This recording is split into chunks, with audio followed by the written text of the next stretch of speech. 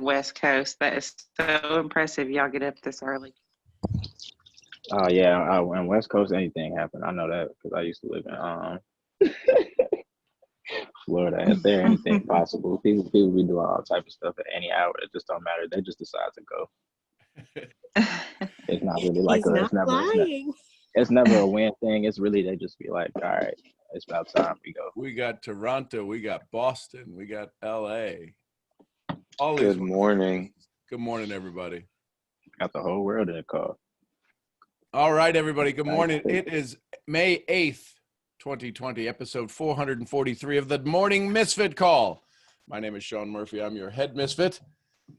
Started this call December 18th, 2018 with the idea that I had to get out of my way after so many years of doing everything and listening to people give advice and sit in the backgrounds in the armchair and go, well, they shouldn't do that or they should do this. I said, well, you can't say that unless you're going to stand up and do something. So that's what we decided to do 443 episodes ago.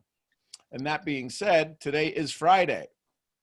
And today and tomorrow, I get to kind of get to host an event with a very dear friend of mine, Kyle Wilson, and who was Jim Rohn's business partner. If you all have ever heard of Jim Rohn, Kyle Wilson was Jim Rohn's business partner for 18 years. He was actually the president of Jim Rohn International. He's a marketing genius, along with his dear friend and my good friend, Ron White, two-time U.S. memory champion.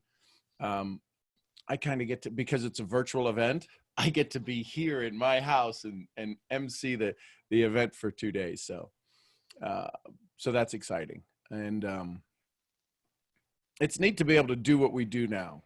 So now that you've learned some stuff and now that you're awakening to some stuff, some of you are doing some unbelievably amazing things. And now what? And now what? What's next? The only thing that could ever be next is two things, misery or joy. I start to see this more and more in posts and in conversations. So now what? What is that thing you're facing today? What is that thing that is going to move you today to help you have more joy or more misery? Good morning, Heather Love. Good to have Heather in the house. There's Michelle Davis. Good to see everybody. If you're new to the call, drop an N in the chat. And we will send you some gratitude and some love and some thanks for being here. So if you guys could just go ahead and send some hearts to those folks who are new here. One of the other things that we do is that we send out messages of gratitude, of joy. I'd encourage you to send out a handful of those, 3 or 4 messages. And what that does is that starts the flow of energy, that starts the flow of joy in your life when you send out messages of gratitude, of laughter, and send them out to people, even people who are close to you. That's the funny thing. It doesn't always have to be to long distance relationships. It could be to the person who's lying next to you in the bed. Could be to the person, it could be to a family member. And so as you do that, it does change the world. It does bring joy to the world.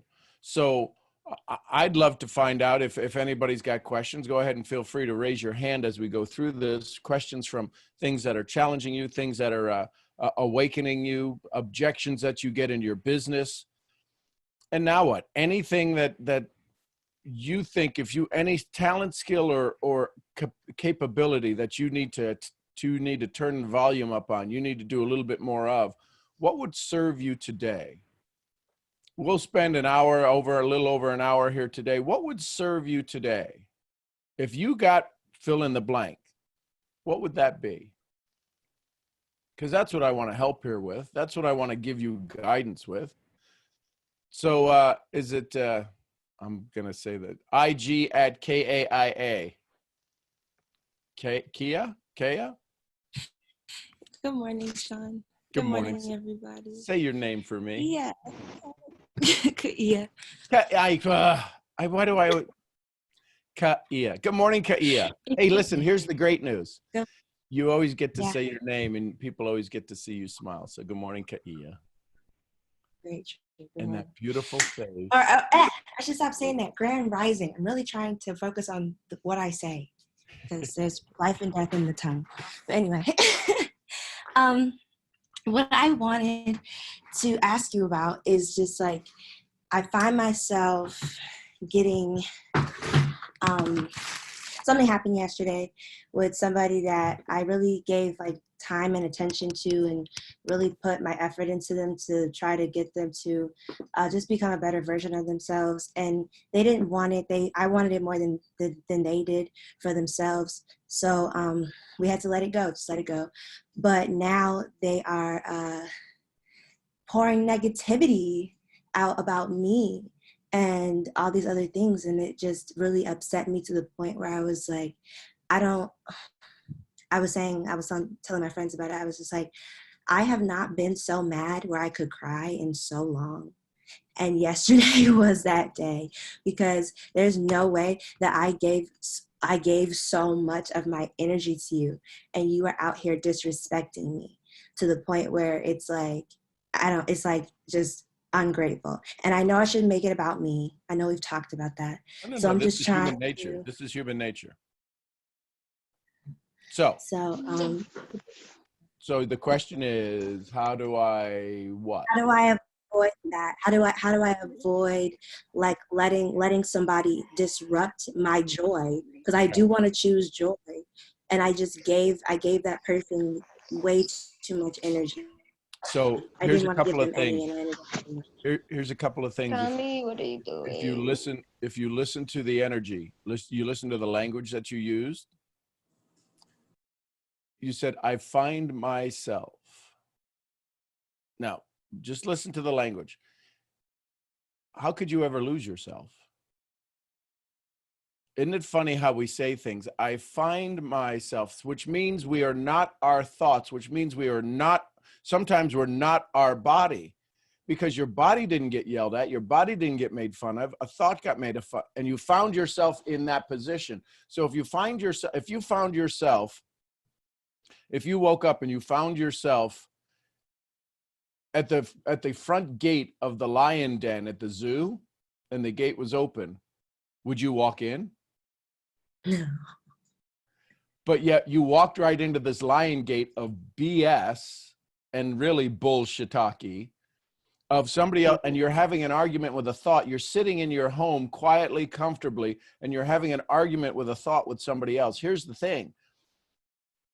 Here's the challenge that a lot of negativity said about us, the reason that it might affect us. And follow me on this. Mm. Do we believe any of it? No. You ever go to a movie and you watch the bad person and you see them just walk on screen and they're just this narcissistic, just this venom when they walk onto the movie screen and you just go, oh, there's that SOB. Right? And when you leave the movie, you don't take him with him and go, my God, that director, he's just that actor. And if you ever met the person, not the person they played, you go, oh, you played that part. Oh, you did that so well. You should get an Academy Award for being the biggest jerk. Just send this person in your head Academy Award for being the biggest jerk. It took you out of your joy. You poured into them. You know why it spewed out negativity? Because they got some really big issues with themselves. Yeah. Yeah. And so you just sit there and go, oh, look at them.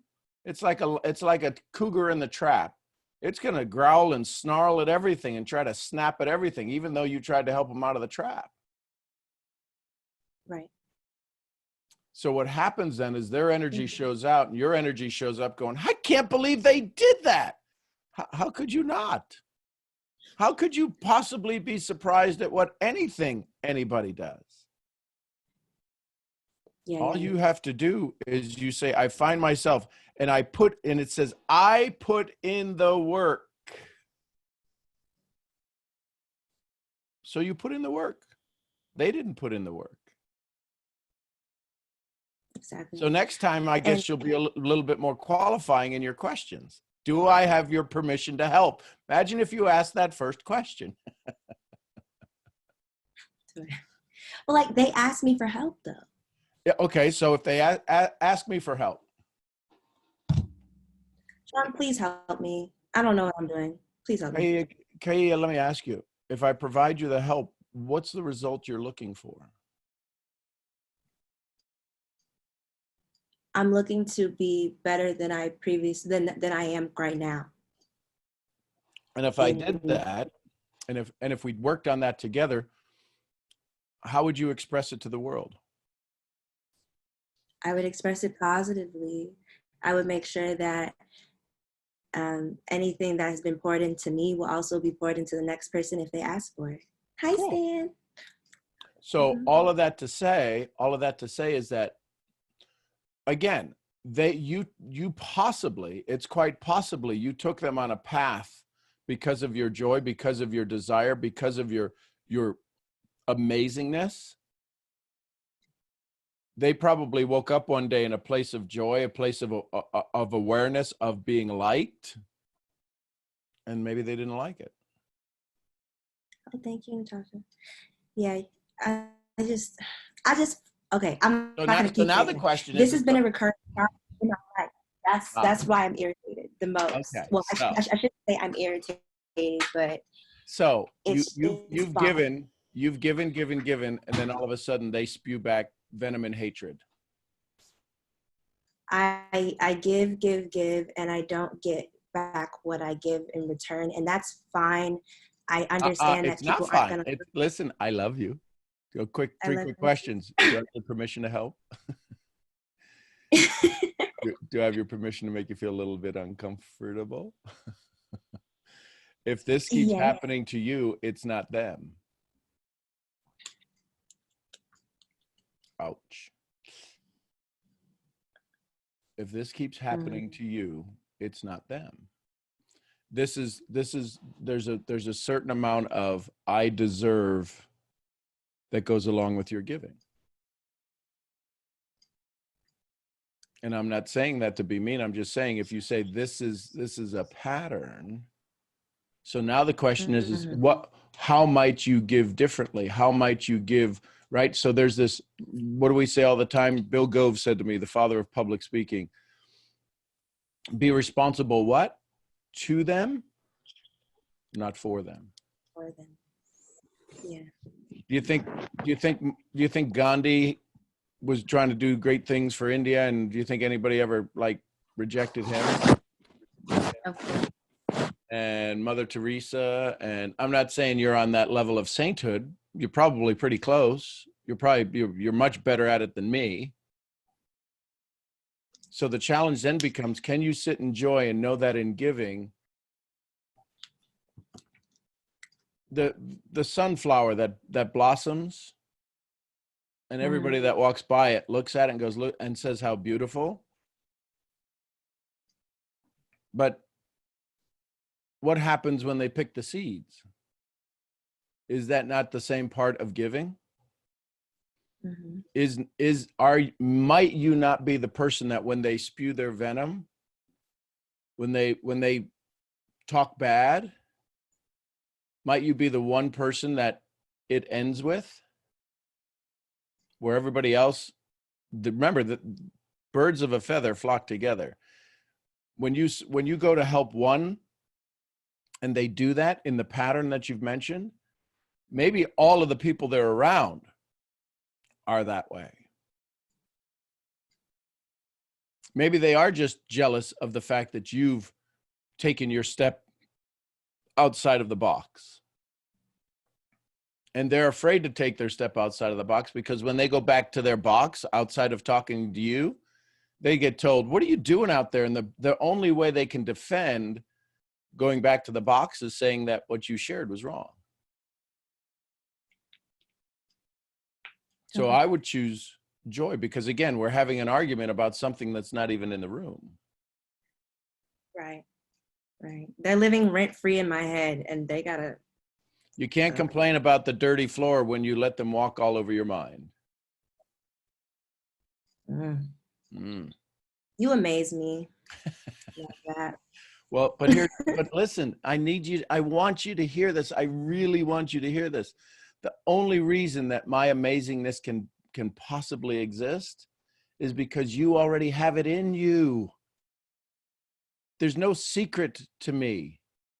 The secret is the way I weave my words into you so that you can say your own words.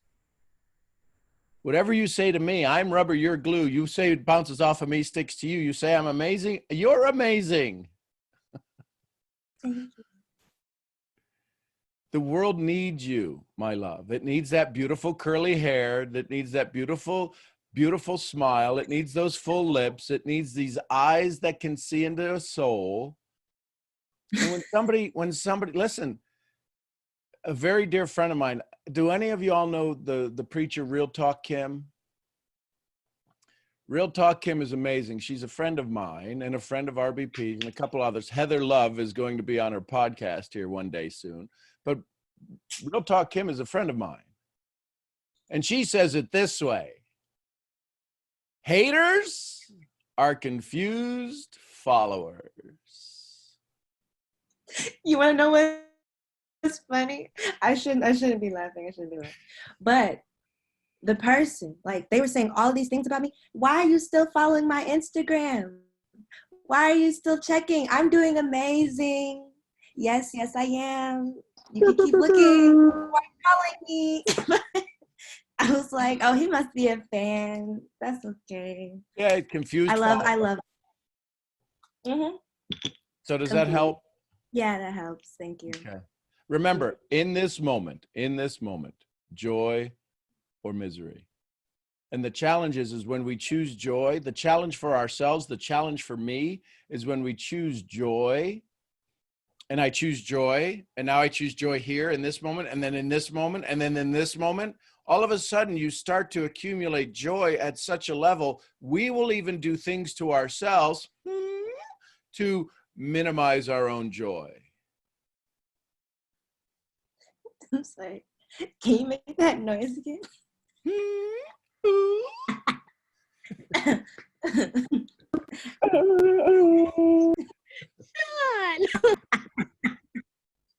Oh my gosh, y'all are funny.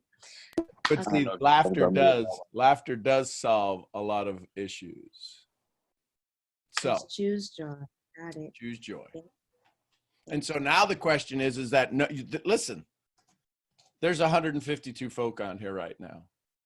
There's people who may come on first time, but I've had a couple of haters I've had to kick out. For whatever reason, they didn't know how to chat negatively to everybody. They were just doing it privately. So they were a halftime hater. So, but we had to get them out of the room, and that's okay. People are posting stuff in the chat about their own events and stuff.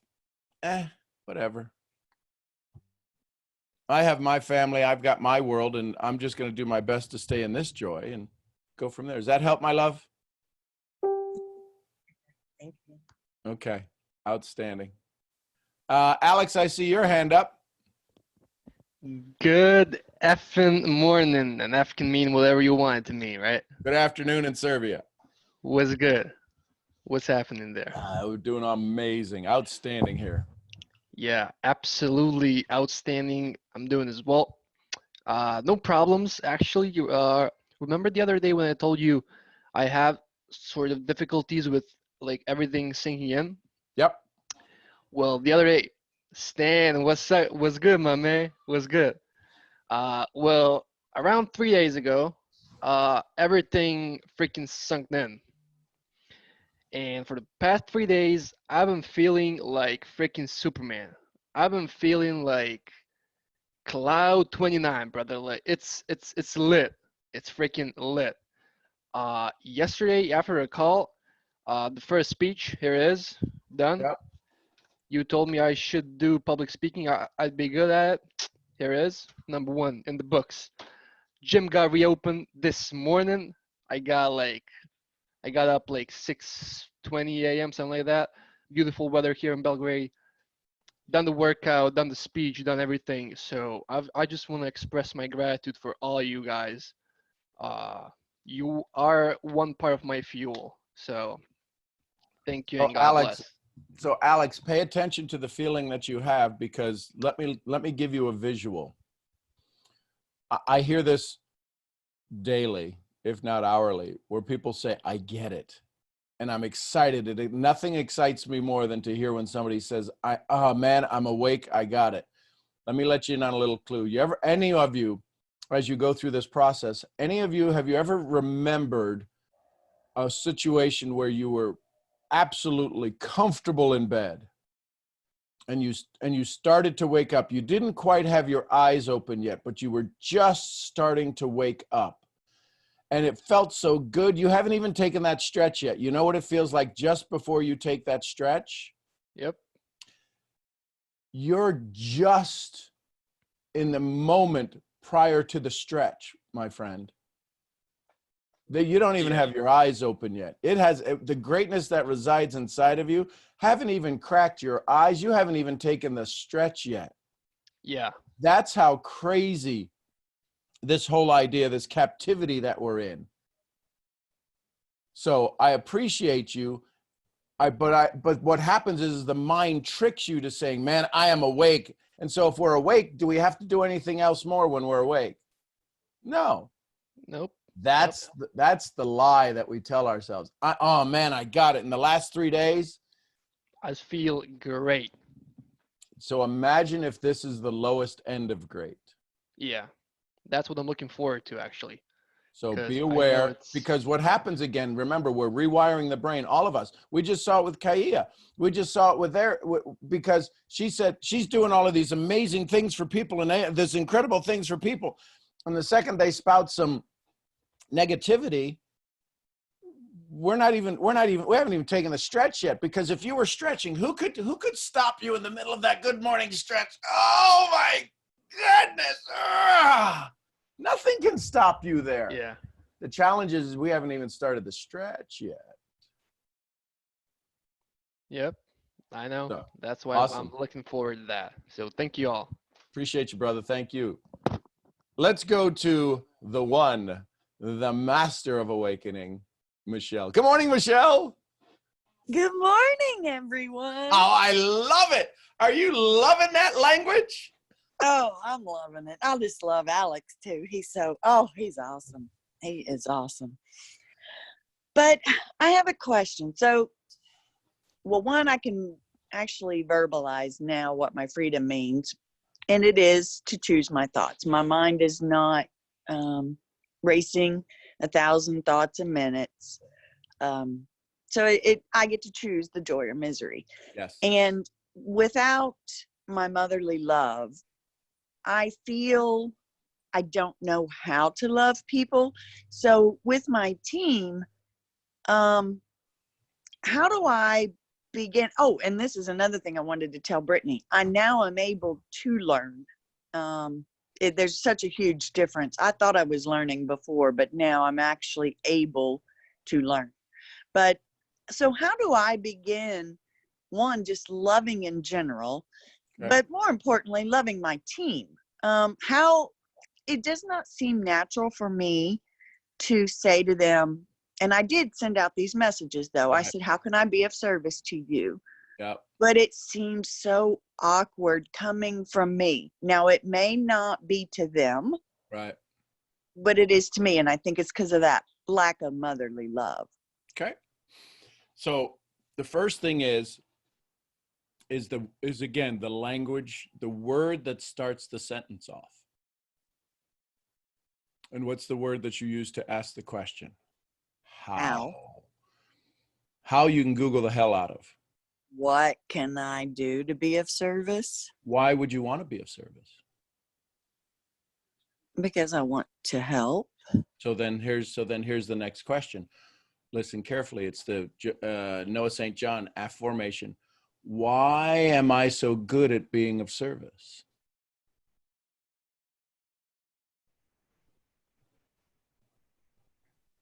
Because you have the desire to see people win. If you start to answer Yes. that question, because how, you can come up with 1,000 reasons why your how sucks. Okay. 52 years of how. 52 years of 52 weeks of 24 hours of 60 minutes of 60 seconds per minute. You can, all of those hows, you could spend the next 52 years answering all of that. But why am I so good at being of service? Why am I so good at loving my team? Because today I start and I will do things I've never done before. I will achieve success I've never had before. I'll see smiles in my team they've never seen before. You could say, hey, listen, you could let them know. There's no secret that you're changed. There's no secret that a new you has showed up. So you could let them know saying, hey, you know, I've been going through therapy and it works. Yeah, no doubt. Right? Say, listen, I had an awakening. So you may see a new side of me. Yeah, this is really me. This isn't an act. I had a breakthrough that has changed, that has enhanced my world like I've never thought possible. So if I've ever missed out on being there for you in the past, I apologize, right? Sometimes the brain might need to feel, you might need to feel, man, I realized I've let them down. I've not been there for them before in this way. You were there perfectly for them. Listen carefully. You were there perfectly for them the best way you could in the past. You meant no harm in the past, right?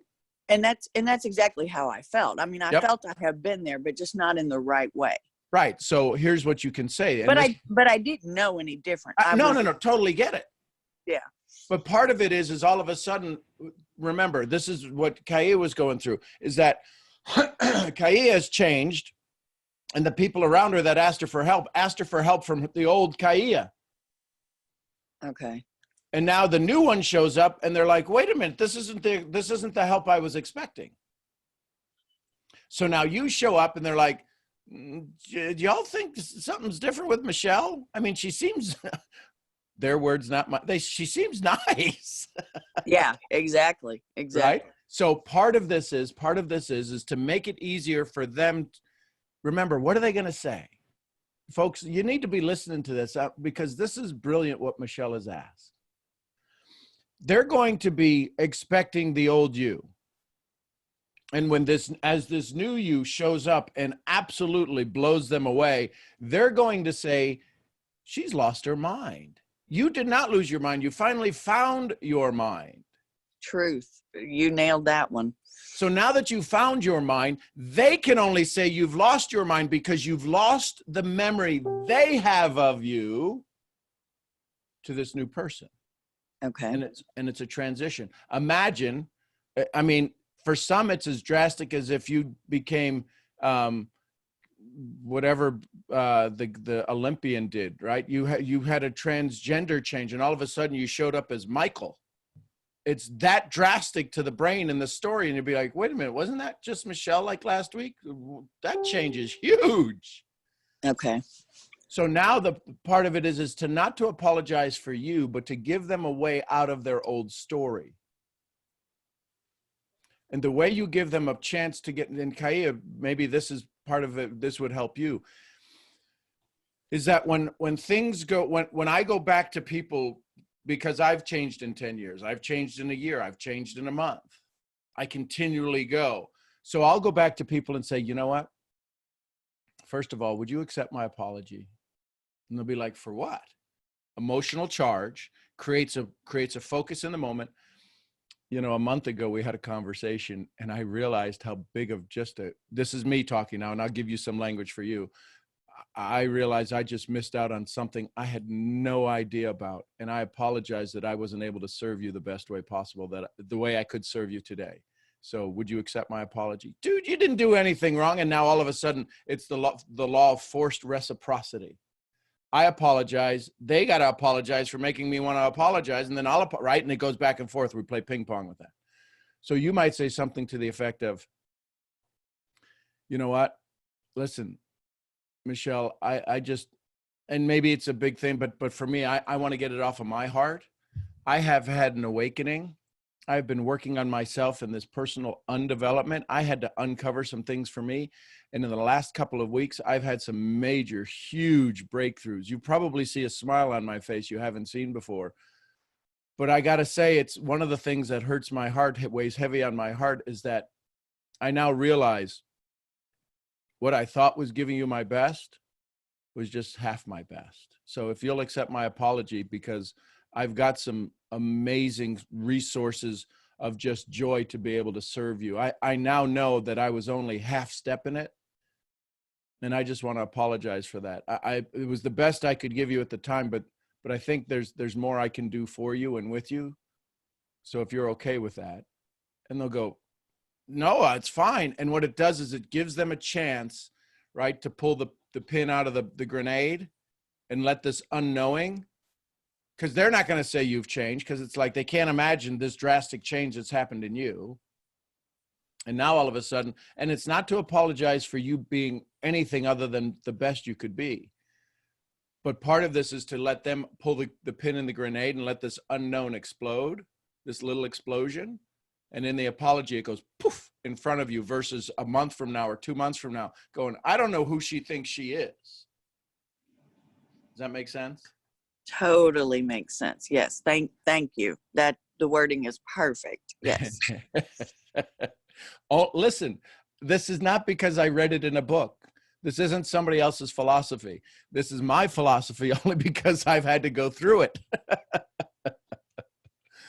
And that makes sense as well. Yeah. Because that's what I'm feeling. Yeah, because this is not theory.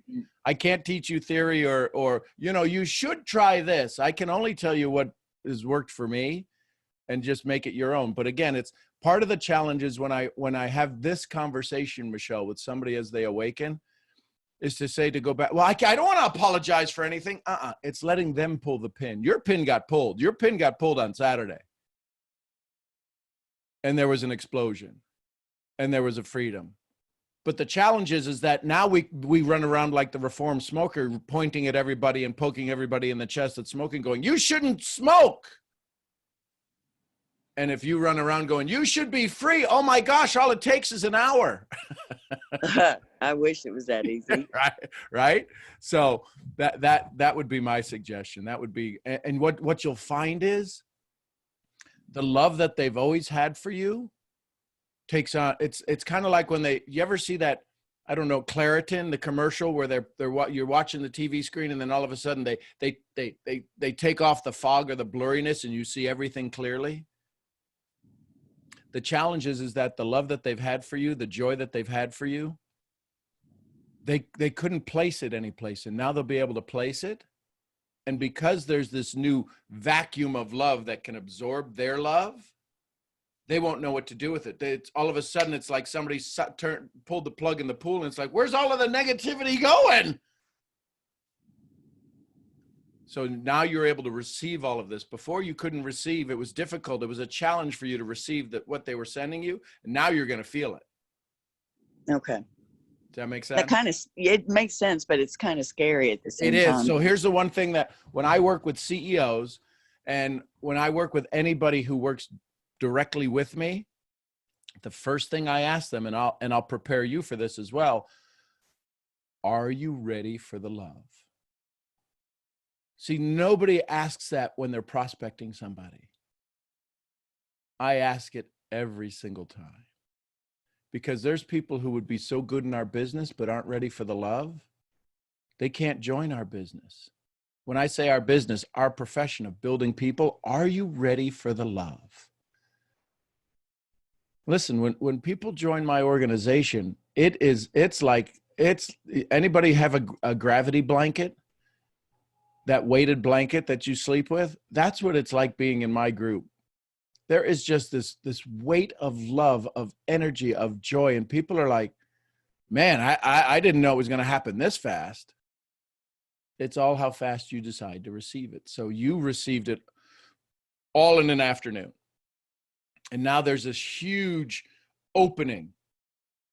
And their love will start to pour in. You'll start to notice things at a hyper level because of the sensitivity that you've had for 52 years of keeping everybody at arm's distance.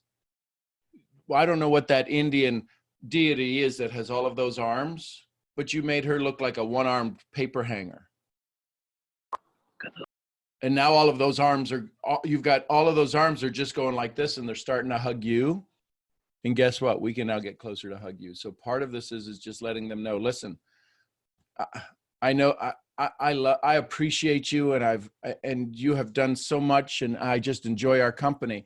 I just want to apologize because there's a new sheriff in town, and you may see me operate at a different level because I've had a personal breakthrough unlike anything I've had in 52 years. So what I'm realizing is I know I never did wrong, but boy, I apologize for not being there the way I can be there for you now. That's perfect, and that's exactly how I feel. Yep. And this is common. Okay. That's why I'm able to help you through it, because it ain't the first time. So here's you want to know the exciting part, Michelle? It tells me it was real. Because that's the process. If this happens, that happens. This is the next logical conclusion thing that happens when somebody has this freedom, is that they're like, I don't know what to say now. Okay. So Yeah, The teacher. Oh, please. And that's why I would ask Brittany. I don't know if she's on here or not. I think I saw her hop on. You know, Why do you guys do that to me? Because we love you. I absolutely love you, and I don't want to see you hurt anymore, because I know what the freedom is on the other side. And this is why I would truly ask you, you didn't release everything, because Sean, correct me if I'm wrong, but she wouldn't be feeling what she's experiencing. It is. Here's the neat thing, Michelle. This is part of the phenomenon of awakening and those around us. Sometimes their alarm clock has yet to go off. Their alarm is set for a little bit later. And the great news is, as Brittany decides to do whatever the next step is for her, she's got you, she's got me, she's got all of us to step right in there. Because how many times have we ever said to somebody, well, let me ask you this. Anybody ever been like mad and your brother comes along or a cousin comes along or even a friend comes along and they know you're mad and they start laughing about what you did? And you want to laugh, but rather than laugh, you get madder. Yeah, that could be where some people are at sometimes as they see others have a release that they're like, well, I got that. I had that. And you're like, no, you can't. I can't even begin to imagine to let you know that there's so much more. So only reason I say that is because we're ready whenever anybody's ready. See, you're now ready, Michelle, to serve and to awaken somebody and go, I only thought I was awake for 52 years. So it's awesome. Awesome. Let's see here. Does that help, Michelle? Does that help you with your question of going back to your team? Yes. Cool. Absolutely. Perfect. It's definitely going to make me feel uncomfortable because I don't know what it feels like. So it's all new feelings and experiences. Well, but it'll all be good, though. It'll be amazing, because here's the thing. It's now said from a place of truth, not a place of script. Absolutely. And in that truth, the weirdness isn't going to be coming from you. The weirdness is going to be the vibration of them going, who is this? So it's in the starting off saying, and you could do it as a group, you could do it as one-on-one, but it might sound something like this. Hey, Michelle, I just want to, can I, first of all, can I say thank you?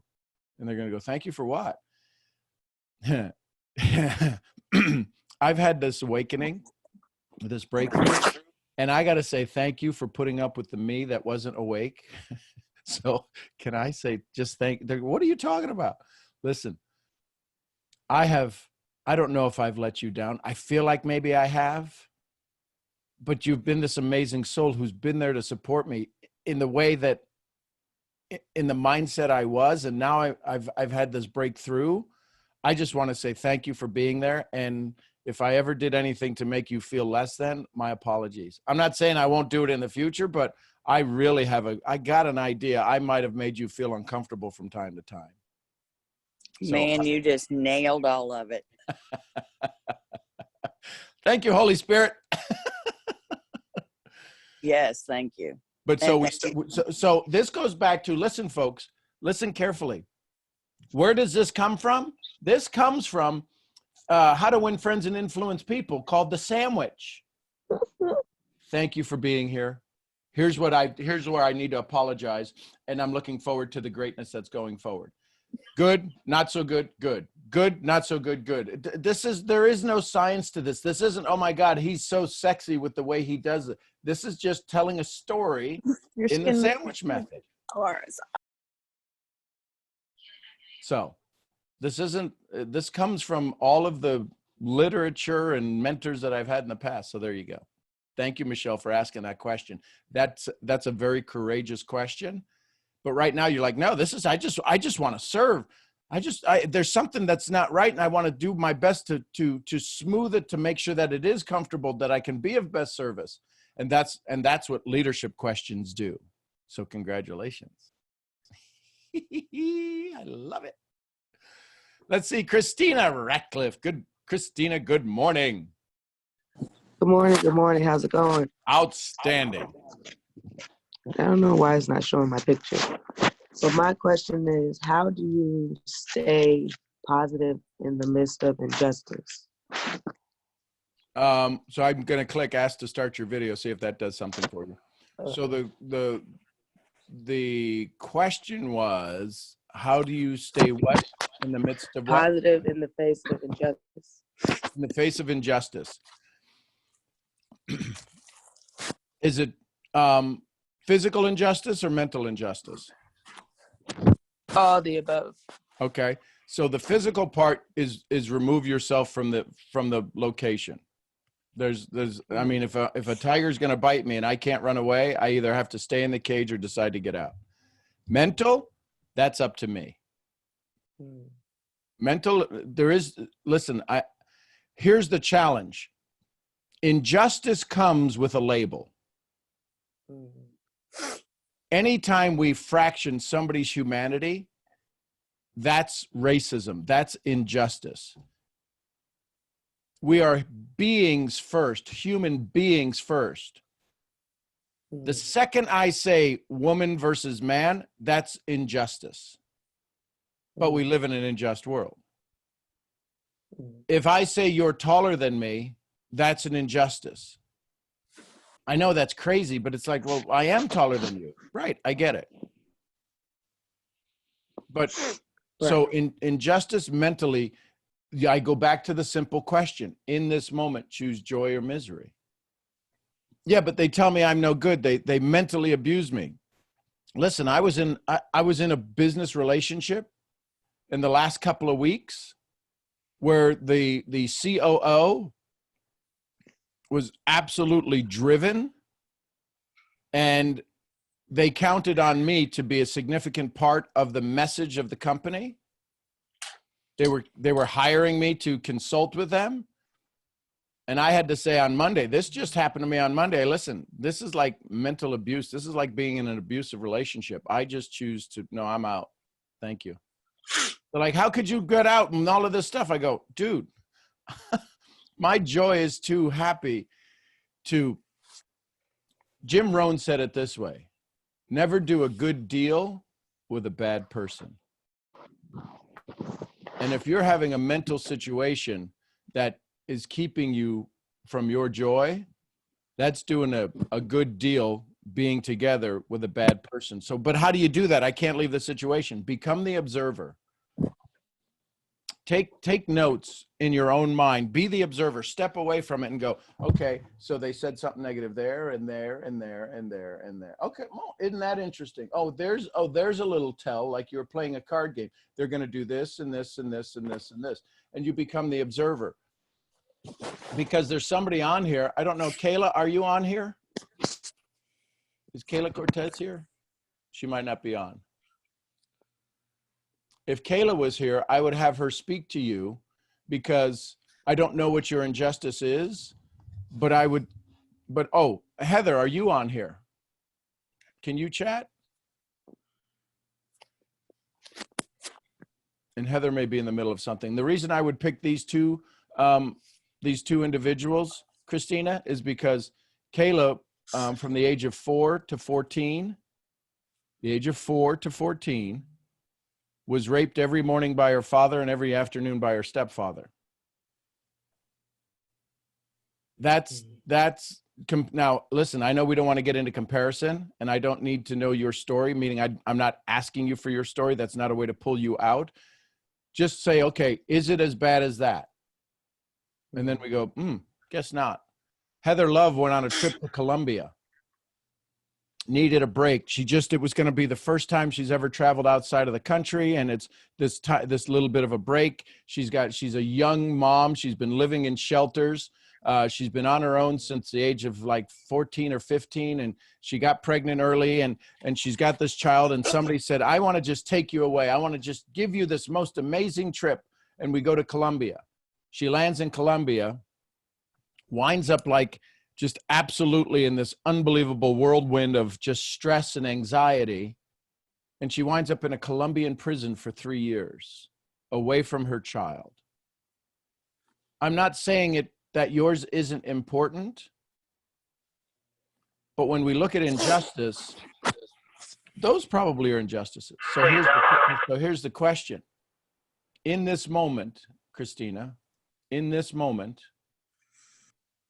sitting where you're sitting right now, what would you like to choose? Joy or misery? Sure. I choose joys, but I guess I would say, like, how do you, in the right way? Because I feel like you said, I did, during the injustice, I'd started, like, observing kind of what was happening. But then I was like, I have to stand up for myself. I have to say something.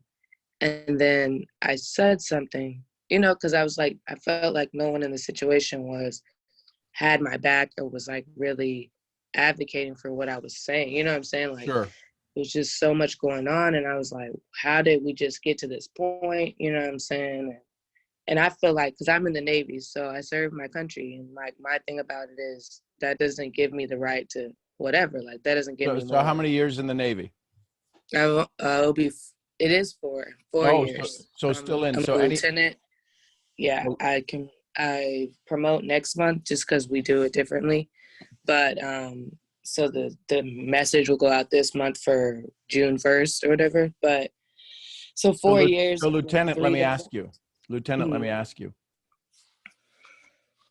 When you go through basic and you go through training, they're teaching you to be a part of a team, but you have to be the most important part of your team, the you. Mm-hmm. And when you stand up, you need to stand up. The key is when you stand up for you and the team, you and your, right? Right. And that's what I was saying. It's just like, I feel like, I guess I'll say the situation. So the situation was very two-sided because there were damage. So there was damage done to property. I've been staying in the Navy Lodge for 2 months. And at this time, like, I bought my house and everything. And so I'm just waiting to close, which I close on the 22nd. So God is good, manifestation is real, all the above, right? The gold cards, literally I wrote my gold card, Sean, and then the next day I got my closing date, which was 3 days before my date that I had on my gold card. So it's just crazy. But, that in and of itself, I'm just very blessed. And so what happened was I got a call saying that there was damage to these sheets and that they were going to put them to the side and I was going to pay for it. I was like, fine, that's cool. I'll pay for it. And they charged my card. My dad was like, we have the same credit card. We have like on the same account. Right. And he was like, yeah, I cut the card off because I was getting all these charges from the hotel. They were trying to charge me all these things. I guess over $1,000 and stuff. So he like cut the card off. So every time they tried to charge it, it was declined. So anyway, long story short, they get in touch with my command. And I'm telling you, like, for me as a Black woman, it's already hard enough to serve. You know what I'm saying? It's already like we're put on a pedestal and we have to certain things we have to do that no one else has to do. Yeah. Listen, we don't have that representation. I love that you say pedestal, but it's not a pedestal. It's under a magnifying glass. Sure. And anything you do is just, magnified. So my thing about it is instead of like adult to adult, hey, you're gonna, there were other damages done, which I'm fine. Like, I'm not saying I wasn't arguing against the damages, but I get there they have police going into my room, and then my supervisor's with them, and they go to my room. And I felt that was disrespectful because no one has talked to me yet. And I'm trying to see what's going on. And they called my command by calling me about the police being in my room. So then I was like, everything was escalating, right? And so they're in my room. I'm told I can't go to my room. I'm like, well, why is that? All my stuff is in there. I don't feel comfortable. Like, I literally had my clean clothes, like all my, my underwear and undergarments and stuff. Like, I don't want, like my boss to be seeing that and all. And so there's damages, like some burn marks from my candles and stuff on some of the furniture, on 3 burn marks. And so I had pictures of it already. And I was saying, like, I'll pay for the damages, whatever. And so then the thing about it that was crazy to me, the police come back. They're like, we're doing a report. We're going to read you your rights. And I was like, why am I being read my rights? You're not going to get arrested. They keep trying to say, like, I'm not going to get arrested, that it's okay that I'm reading your rights. And I'm like, how is this okay? I'm not understanding why this is needed, that you're reading me my rights and that I can't go to my room. And then the lady starts, I told her, I came to her because I was trying to observe. She was still there laughing and talking to my boss about, like, the situation. And then I come up to the counter. Mind you, we're all wearing masks because of Corona.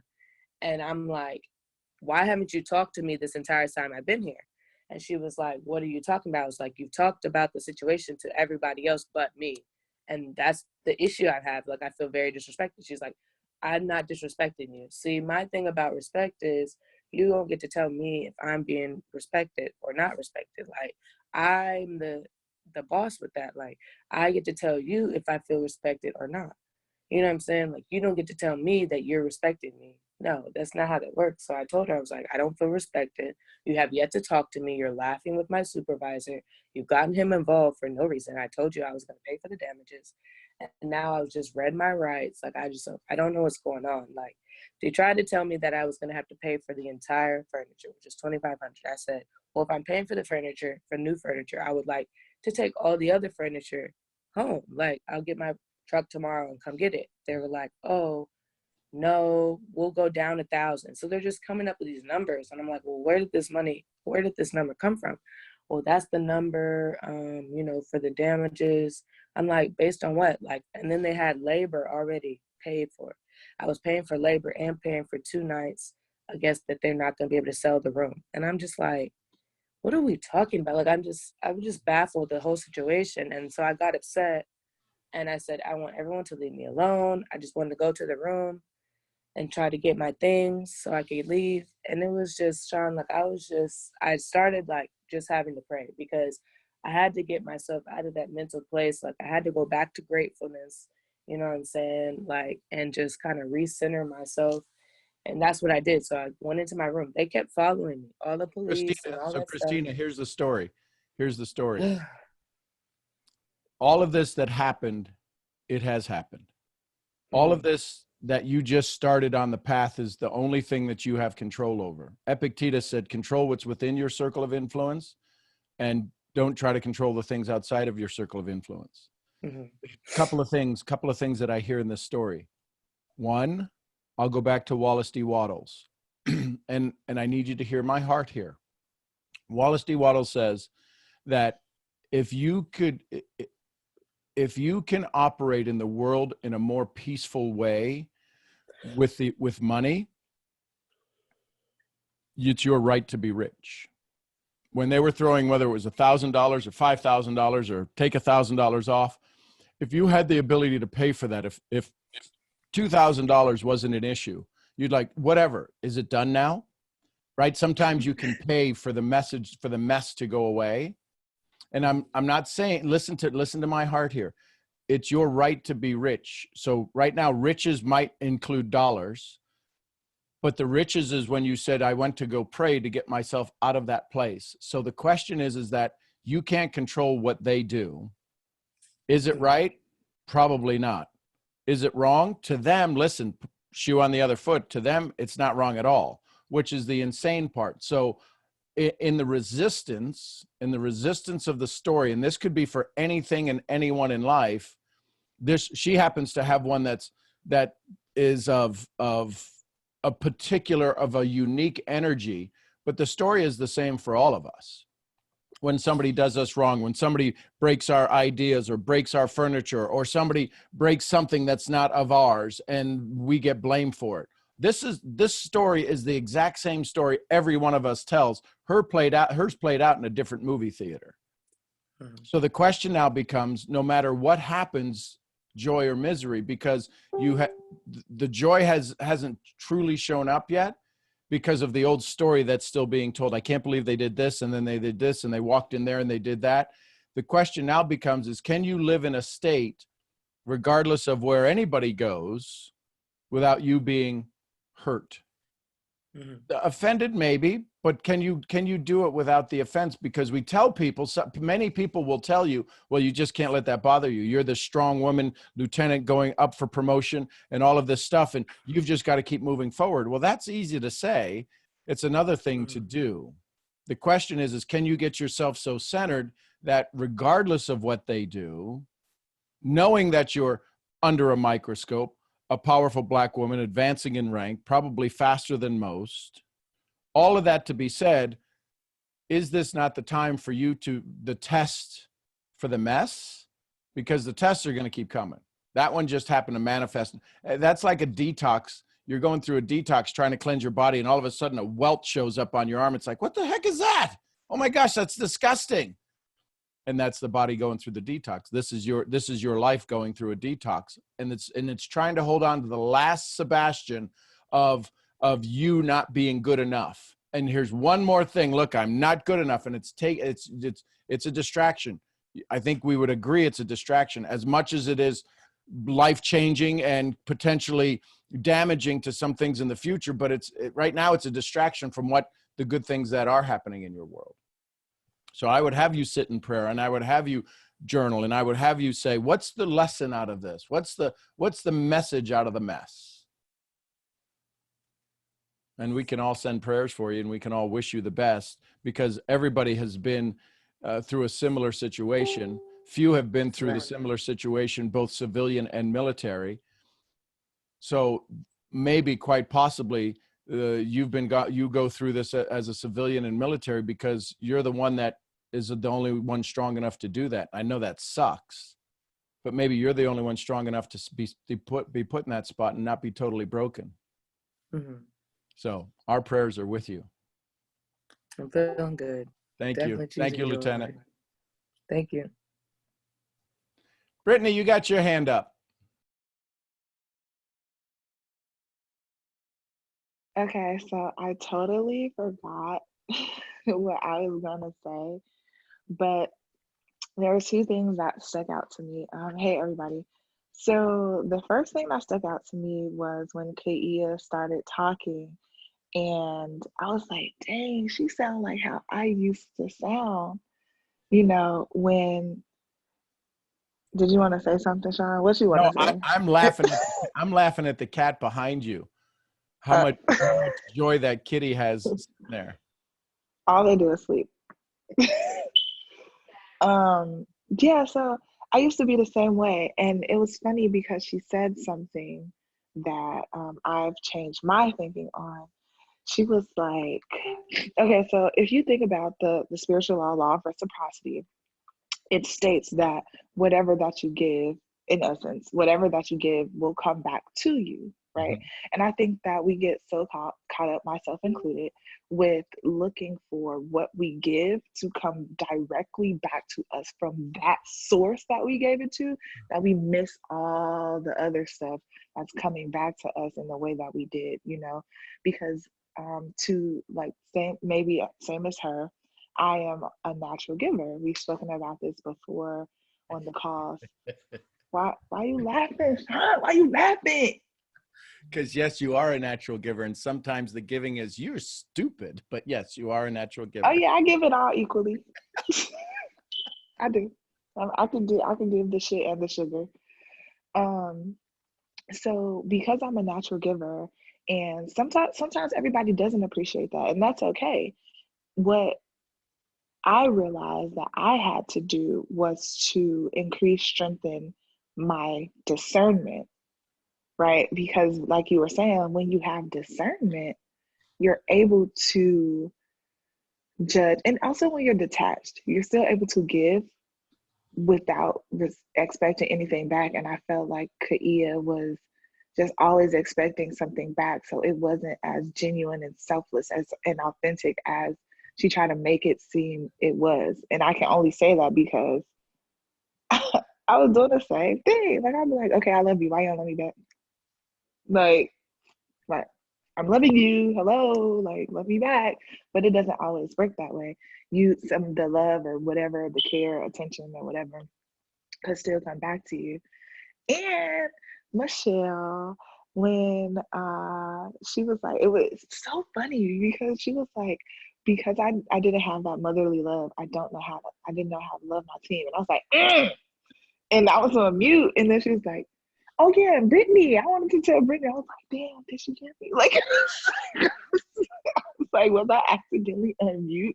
And that was also something that I had to struggle with. Like, it wasn't, I don't know if it was because of the lack of motherly love or whatever. I don't know, probably. I remember I said before that I thought that I hated love, but I had come to find out that I am just a forever student of love and trying to understand it and its complexity because I am controlling and I don't like for stuff to do things without me knowing about it. So it was hard for me to, still hard for me to receive love in its true essence, especially in a romantic sense, because it's like someone will say, I love you. And I'm like, okay, well, I don't feel it. Or I'll feel love and I'll be like, okay, well, do more of it to make it so. Prove it more, and I push them. I literally make people jump off a bridge with no parachute to prove that they love me. And I'm like, okay, you really did love me, but now they're gone. So I'm like, okay, next, and so is that really love? I don't. There's a difference between love and obedience. Listen, there's a couple of things that can't be divided. Everything can be divided. Mm-hmm. Right? Silence can't be divided. Darkness can't be divided. Mm-hmm. Love can't be divided. And when you start, this is on my computer screen. That's the game. The game exists only because of the rules. And if there's rules, it's a game. It's not love. Love is not a game. Right. No, exactly. That's how I feel. And I have this conversation with my friends. Nobody has to do anything. But people adhere to rules that aren't even spoken of. Like nobody listed out the rules, even of life. And I tell people all the time, like, ain't no rules to life. But there are rules that we subconsciously know about and that we subconsciously follow, i.e., you have to get a job or something like that. You know what I'm saying? Like we have to follow those rules. If we don't, we're not doing life right. We're not playing life right. If we're paying attention to the rules, to any rules, the question then is, what's the game? I don't like rules. Right, but oh my gosh. Everybody just collapsed. Everybody just passed out at their computer screen. 148 people, 46 people, because 3 don't know you, just passed out on their side of the screen. You don't like rules. Well, see, because I don't like rules, I sometimes feel like I'm the only one not playing the game. Rules. All you do is set rules. That's the only way you can get into your world is through rules. Right. Oh my God. Like why am I this contradiction? Listen, rules protect. And that's what they're designed to do, is they're designed to protect you. And that's what builds the wall. Rules build walls. And when there's no rules, y'all show up here without any rules from me.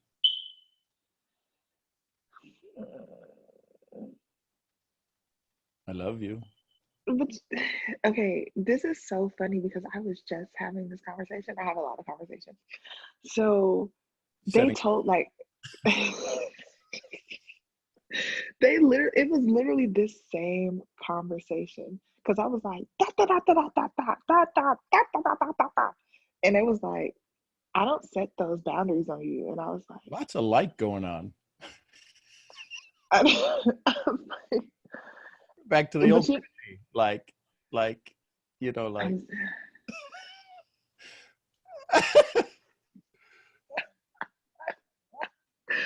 see, maybe I get into that state when I'm just confused and don't feel in control. and when the rules are gone. Yes. Here's the good news. You keep going up against the no rules wall, and you have to, and then you'll decide, because right now you're standing in the frontier. The question is which way are you facing? Frontier, back to the plain, back to the territory. I told you I'm standing sideways with Right, one so foot off and one foot when- on. When do you want to turn towards the messy? Because that's the thing, is there's no rules in the frontier. It is the Every wild. yesterday I said today. Today I will say today. And that will be the yesterday that I said today. Like, is it happening? Still having a conversation about today. The only time you can stand and face the frontier is when? Now. There you go. Boop. Right. Okay, got it. Now. So the answer is now. So listen, Right. your kitty cat behind you is the perfect expression of peace. Yes. And they sit there on your shoulder, just like peace sits on your shoulder, ready at any moment to give you peace, ready at any moment for you to turn and look and go, oh, I'm just in the now. And regardless of how frustrated you get or anything else, the cat sits there just like peace and going, when you choose to be here, I'm always here. When you choose to be here, I will purr and make you feel joy. But the second you're not, I think animals are the true embodiment of unbothered. well, Because it doesn't, well, MR. things happen to them. Well, like you said, we'll see animals with no legs, one leg missing, and they're just like, whatever, okay, still gotta go about life, you know? Well, the challenge is that they can set down the drama. If you were to wake the cat up and scare it and go, boogie, boogie, the cat would go, and would do one of those flips or jumps, right? But in 10 minutes, it'd be like, okay, I'm glad that's over. We're still talking about it 10 years from now. Can you believe what that SUV did to me? It scared the hell out of me. And you're like, when did that happen? Oh my gosh, are you okay? When did that happen? That happened like 10 years ago. What? Could you imagine the cat telling another cat, yeah, I got scared like 10 years ago. Dude, what are you? Are you human? We don't carry shit around. We drop it down. We set it down. Yeah, literally. Right. Literally. So you're in this constant state of fear that if and again, because it's happened in the past, the first time we let somebody in, it starts to build our rules when it goes wrong. But did it go? I just realized something. Oh, good. Share me. It's not that shocking. But it just clicked in my mind. I was like, I'm always living in the past or in the future. Like, I'm never like, okay, here in this moment now. I'm always trying to say, okay, this reminds me of my past. Okay, what is it going to be like in the future? Mm-hmm. Like, I'm always. I don't know if you've ever seen that. Always. But I'm always doing that. It's so not fair. So now to with people awareness comes what? Awakening. So where do you choose to be? In the now. Mm-hmm. So in the now, can you feel without moving a muscle, can you feel the chair on your back? Yeah. Can you feel the presence of your kitty behind you? Yeah, surprisingly. It's weird. Right. Can you feel your arm on the arm of the chair? Yeah. Without moving a muscle and without changing your gaze, can you start to feel your fingers? Really feel your fingers. Really feel your hand. Not just know that it's there and it touching against. Feel the hand part of your hand, not the hand touching your leg or anything else. Wow, yeah, now that you put me in that space. So now you're coming into the now. Can anything harm you in this now? No. Joy or misery? It becomes real easy. Not simple, it becomes easy. It's an easy choice, not simple to do. Yeah, my T said something about that. Dang, I lost it. It fell off. But it was something about, let me go find it. I was like, damn. Oh, where is it? It says, when the dawn of simplicity comes in life, complications leave. And I was like,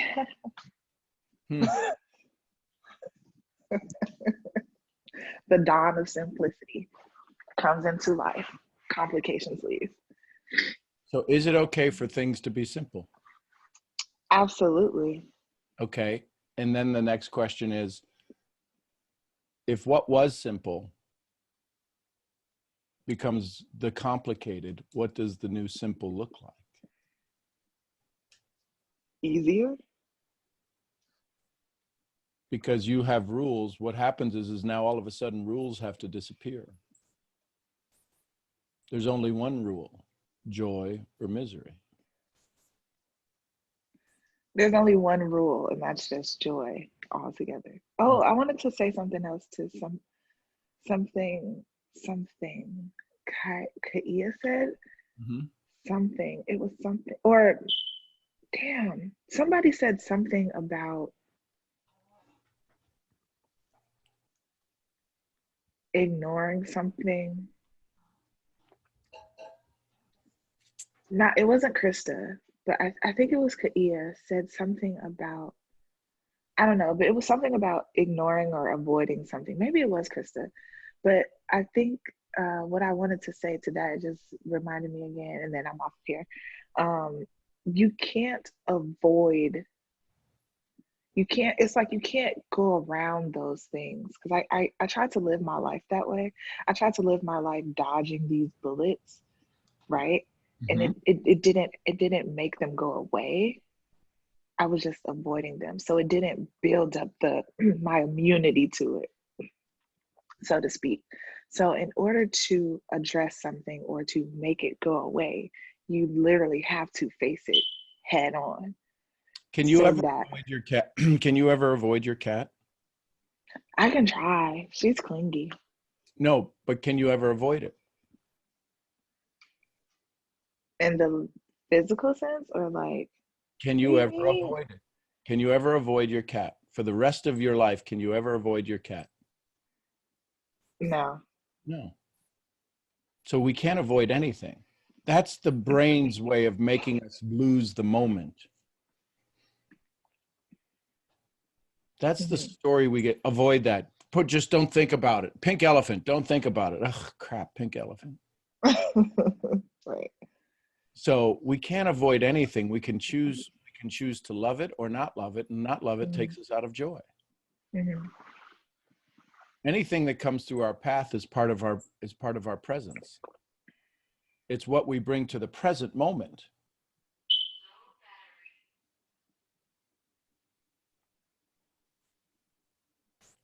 Thank you for your dialogue this morning. I know. I'll be back tomorrow. Okay. I'm here all week. No, okay. Thank you. Kaia, I see your hand back up. Okay, yeah, I had to come back. I don't want to take up a lot of times. I know Malik and Vach want to talk, so I'm not going to take up a whole lot of time. I just want to say I love Brittany, and she's really great. But everybody's really great, but I have to just give her that acknowledgement. But just to go back to the original question that you asked, it was just like, what is something that you think you need to work on to like benefit yourself and your business, right? That was the initial question. Okay, so just listening to Krista talk and something that I experienced last night, it was like, how I know like the Black women on the call and my women of color can definitely relate to just like and I said it in the comments, like we have to just we hold ourselves to a certain standard. At least that's what like my parents instilled in me, just because we don't get the same privileges as other people, and that's just something that you just have to accept. But as far as being a Black woman in business, and especially as an entrepreneur, as young as I am, there are things that I just feel like I could handle better. Like if I'm prospecting somebody, I am a trader. By the way, for my traders on the call, EURGBP is buying. I'm gonna say that. You're welcome. Back to what I was saying. So, like somebody comes on the, like I'll prospect, and I'll prospect a male, or I don't want to say a male, a guy, and they'll come back trying to flirt, like offering marriage, Sean. I wanted you to enroll with me and make money, and you are trying to date me. So, And then, let me let you in on a little secret. Yeah. Let me let you in on a little secret. Mm-hmm. I have never had a proposal given to me. So, do you want mine? Because I'm sick of this. I am personally so sick of this. Here's my point. Listen carefully. I'm listening. If I go to the meat counter, I go to Whole Foods, I go to Market Street, I go to Whole Foods, and I'm hungry, and I walk. Why do you think they display all of the salmon and the fillets and the steaks with the big bones in it and all of the chopped meat? Why do you think they have display cases? Let me let you in on a very little secret that's not little at all. Your Instagram, if I go look at it, doesn't tell me you're in leadership. It tells me you're the sexy, beautiful, young entrepreneur. There's very few times I'll see posts of leadership, of training. There'll be some interviews, but you're dressed to the nines and you're in a place I can't even begin to compete with. I'm going to encourage you to minimize, to lessen the proposals. Stop being proposal worthy. Start being leadership worthy.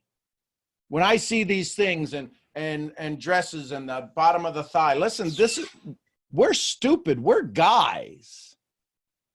And you're wanting to attract me to your leadership, not to your curves. I don't mean to be mean. I love you. I'm glad you're here, that you and I get to have a conversation.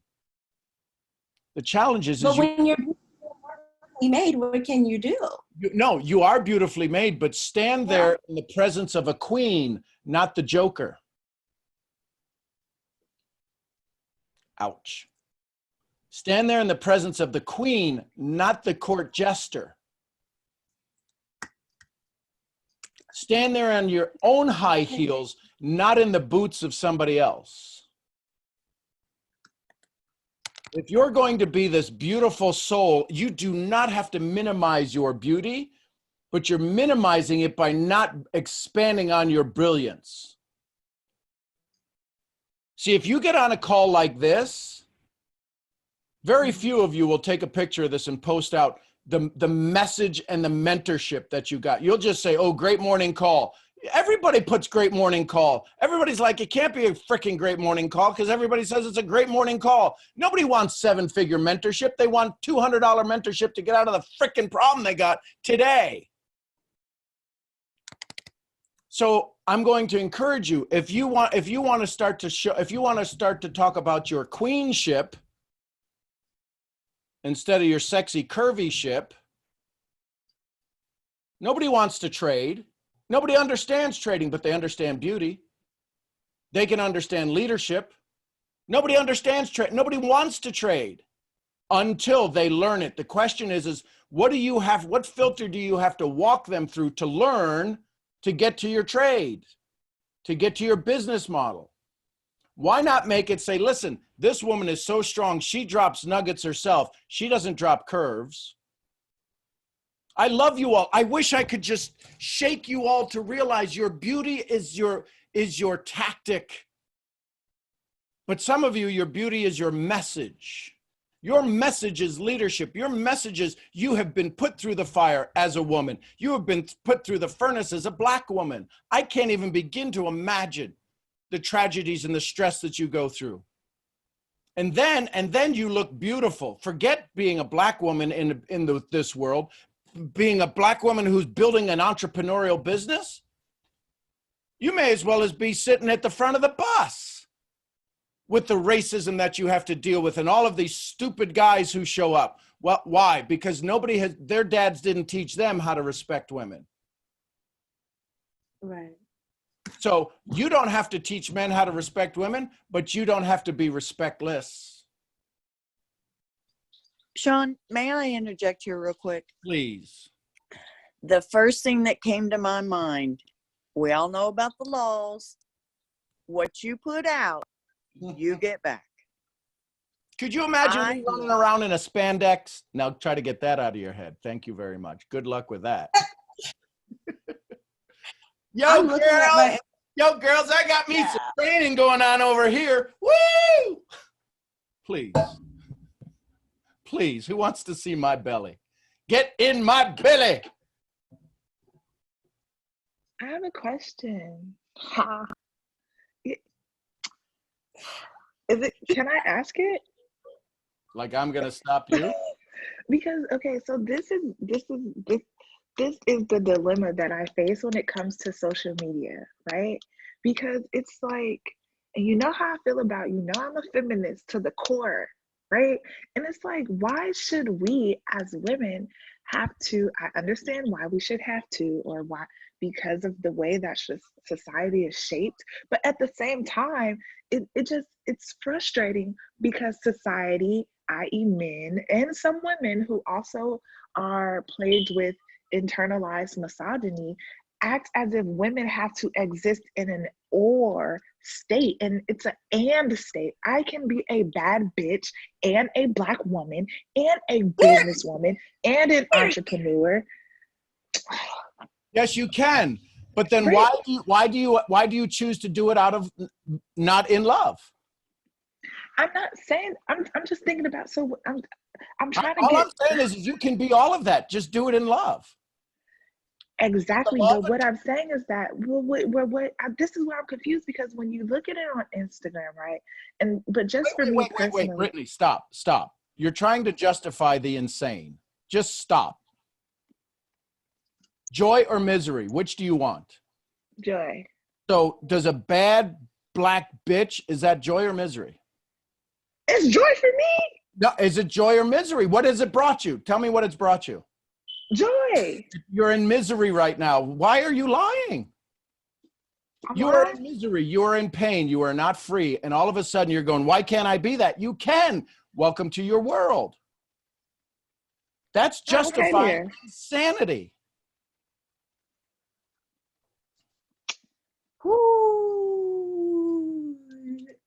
We've opened up all of that. Absolutely. Then don't complain another moment. You can't complain that guys don't like you. You're a bad black bitch that's on the social media. Why can't I be that? Nobody said you couldn't be that. Can you be all of that in joy? I guess that's the question. Well, that's the answer you've got to come up with. I can't come up with it. So if I can be all of those things and be in joy, is it? I guess I could say, if it affects my business. How's your business? My business is fine. How many months you been in business? Since March 1st. So 2 years? No, since March 1st. Well, I mean, how long have you been doing the business? Since almost a year and a half. Okay, so in a year and a half, give me a total number of people in your business. Right now? Yeah. Like they're almost 30 or something like that. In 18 months, I have 35,000. Who do you think's a bitch and who do you think is in joy? What does that have to do with anything? You said you're also a white male living in like what?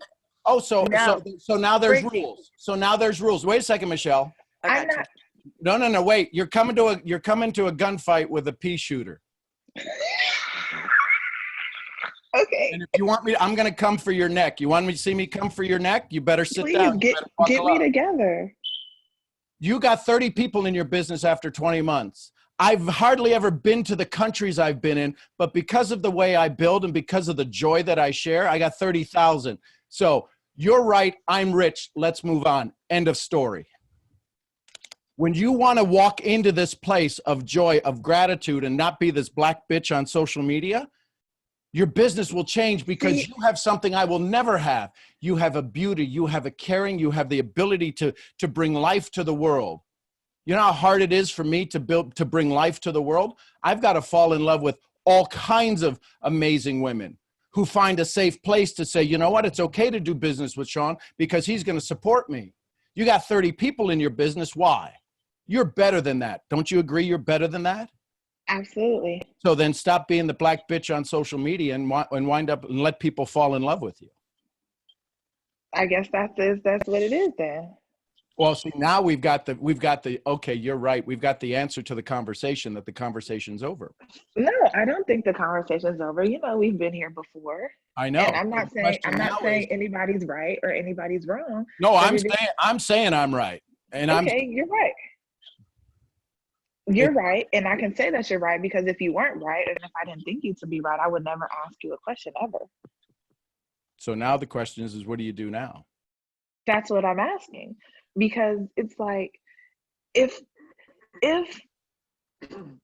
let's just say, for instance, if this is who I is, everybody, you specifically know who I am, right?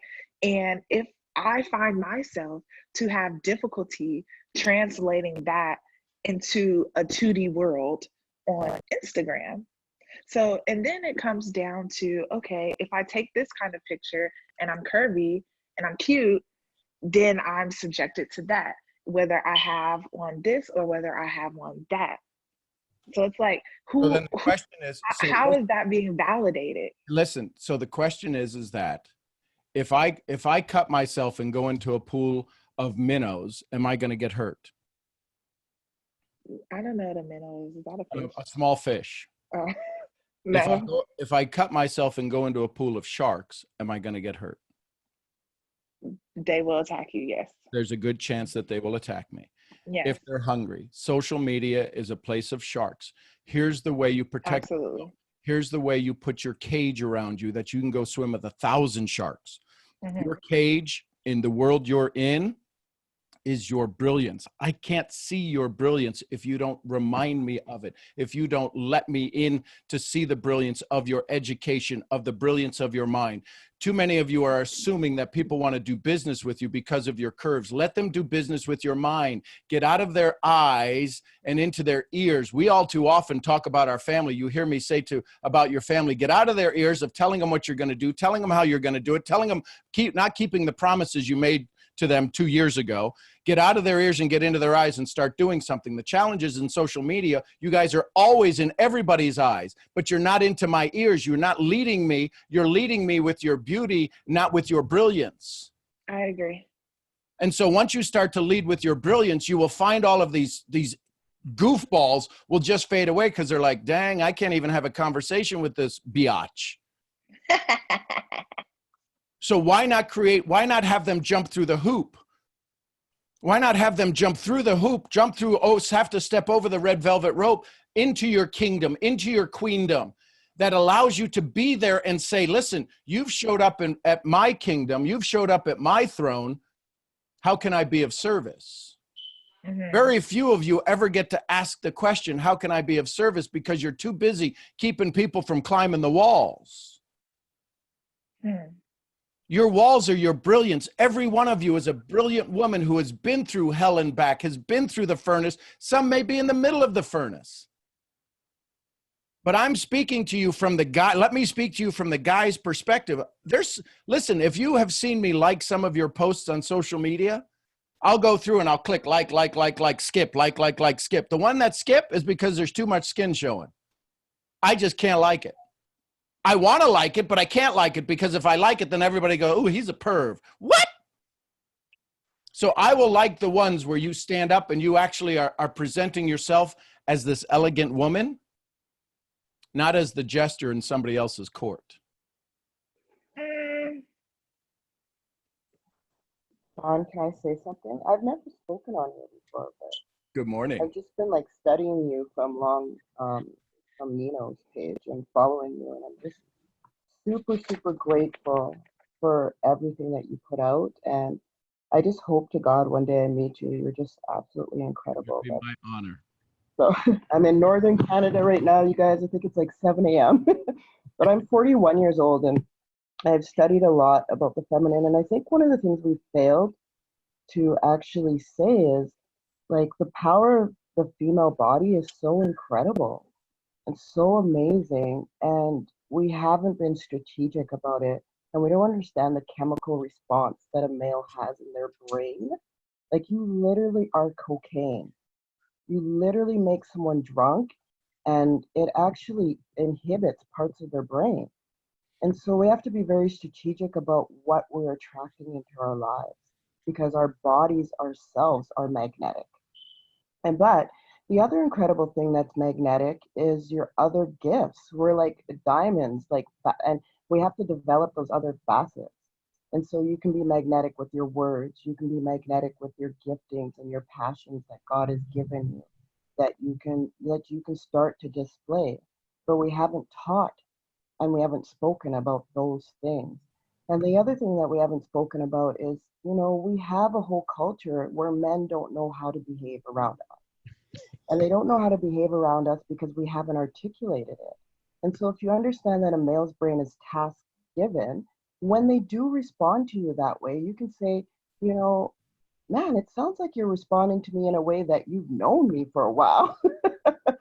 And, you haven't known me for a while, but, I would like to introduce you to my business. And then you say, this is how I like to be spoken to. This is how I like to be directed. Or, set up your boundaries, but do it in a respectful, nice way and redirect the brain. Because the brain needs to be retaught because of the way the culture has taught males. And that's our job. When we set our values, when we raise our values, the world changes, women. The world changes, and the world's crying out for us right now to set that standard. And don't follow what the pop culture has taught us. But yeah, that's all I have. And say your first name for me. My name's Sami. Sami. So Sami, I want to throw my hat in the ring. There is a responsibility that the female needs to present themselves in a way that commands, I don't want to say commands more respect, but it's also my responsibility as a male in this world to slap the snot out of somebody who's disrespectful to a woman. Mm-hmm. So it's not all on your shoulder. Mm-hmm. Mm-hmm. It's on our shoulders as well. I think the one thing though is the woman sets the tone. The presence of a room changes when a woman walks into a room. Like I'm in an oil industry area, and honestly, when the guys are on the rigs, they can act and say really crazy things. But when a woman enters a room, she decides the atmosphere of that room. Yes. And men shift towards that. So yes, it's not all our responsibility, but I believe the culture hasn't said this is your responsibility. The culture has said you can dress, you can do whatever you want. I can do whatever I want, and you can't talk to me like that. Well, no, God didn't make you to be walking around like without clothes and have no one respond to you. We're not made that way. That doesn't even make any sense. And it's time for us to look at the culture and question that. Like, does that make sense? I can walk around naked and nobody responds? Like, no, it doesn't. And when they go, girl, give me your digits, it's like, why would you even ask me that? Well, I thought that's what you were advertising. Yeah. So, but I can walk in a room with a turtleneck on, fully clothed, and turn heads and command the attention of that room, just the same as someone walking in nude, another woman walking in naked. Now, men, dating for me is difficult because men tell me all the time that I'm too much for them. And I'm like, I look like everybody else. And they're like, it's not just your looks. You are more intelligent than I am. That is what I want to be known for. What I put out, I get back. In my network marketing business, I don't want women who feel they have to use their bodies to get attention. That's not me. I've worked in the corporate world. Men are visual creatures, yes, but I always go back to what you put out is what you get back. So if you're going to put the skin out there, you're going to get some men gooping all over you. Yes, and just be wise about how to handle that. Like, that is the one training that we need over and over again. How do we handle it? I don't mind how you're going to attract. I really don't mind. But just know the strength and the power of it and know how you're going to handle it and redirect it. It's really hard to redirect sexual energy. It's such a strong energy, it numbs out the brain. So it's really hard to redirect that. It just keeps someone locked in that area. So it's better to attract with your gifts, with your strengths, with your passions. And that does still have it does have still a strong pull and attraction, but it's a lot easier to manage and redirect. Women, I have had women tell me they are intimidated by me. You want to talk about a bad bitch, Brittany? Women, younger women, are intimidated by me. They don't see any skin on me, and they are intimidated by me. At a drive-through window, the cashier, where I see her all the time, told me one day that I intimidate her.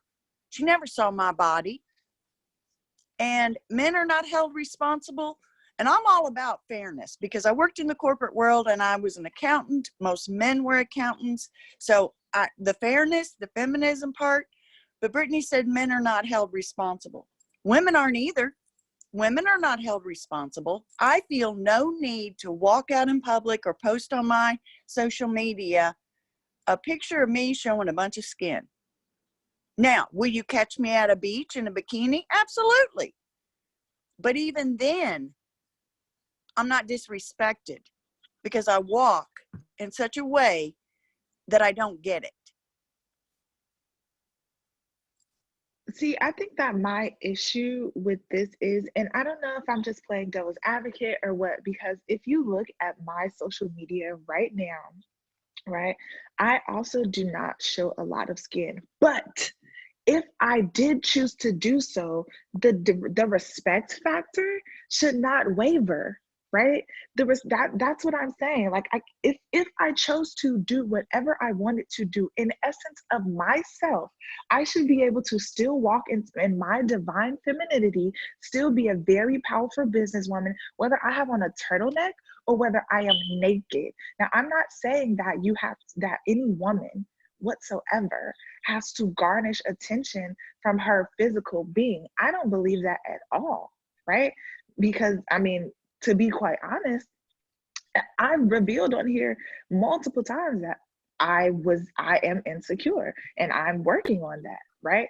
But if I should be able to be powerful and be seen as powerful, be respected as powerful, be respected as a leader, be seen as a leader, be seen as every strength and bone in my body, whether regardless of what it is that I have on. No, it's like okay, hey woman, conform yourself to the, hey woman, stop being who you are in essence and conform to something else. Be yourself, but put on this cloak so that you're not all of yourself all of the time, because men are gonna do this and men are gonna do that, and it's like, no. But there is a way to post a picture. All right, ladies, listen up.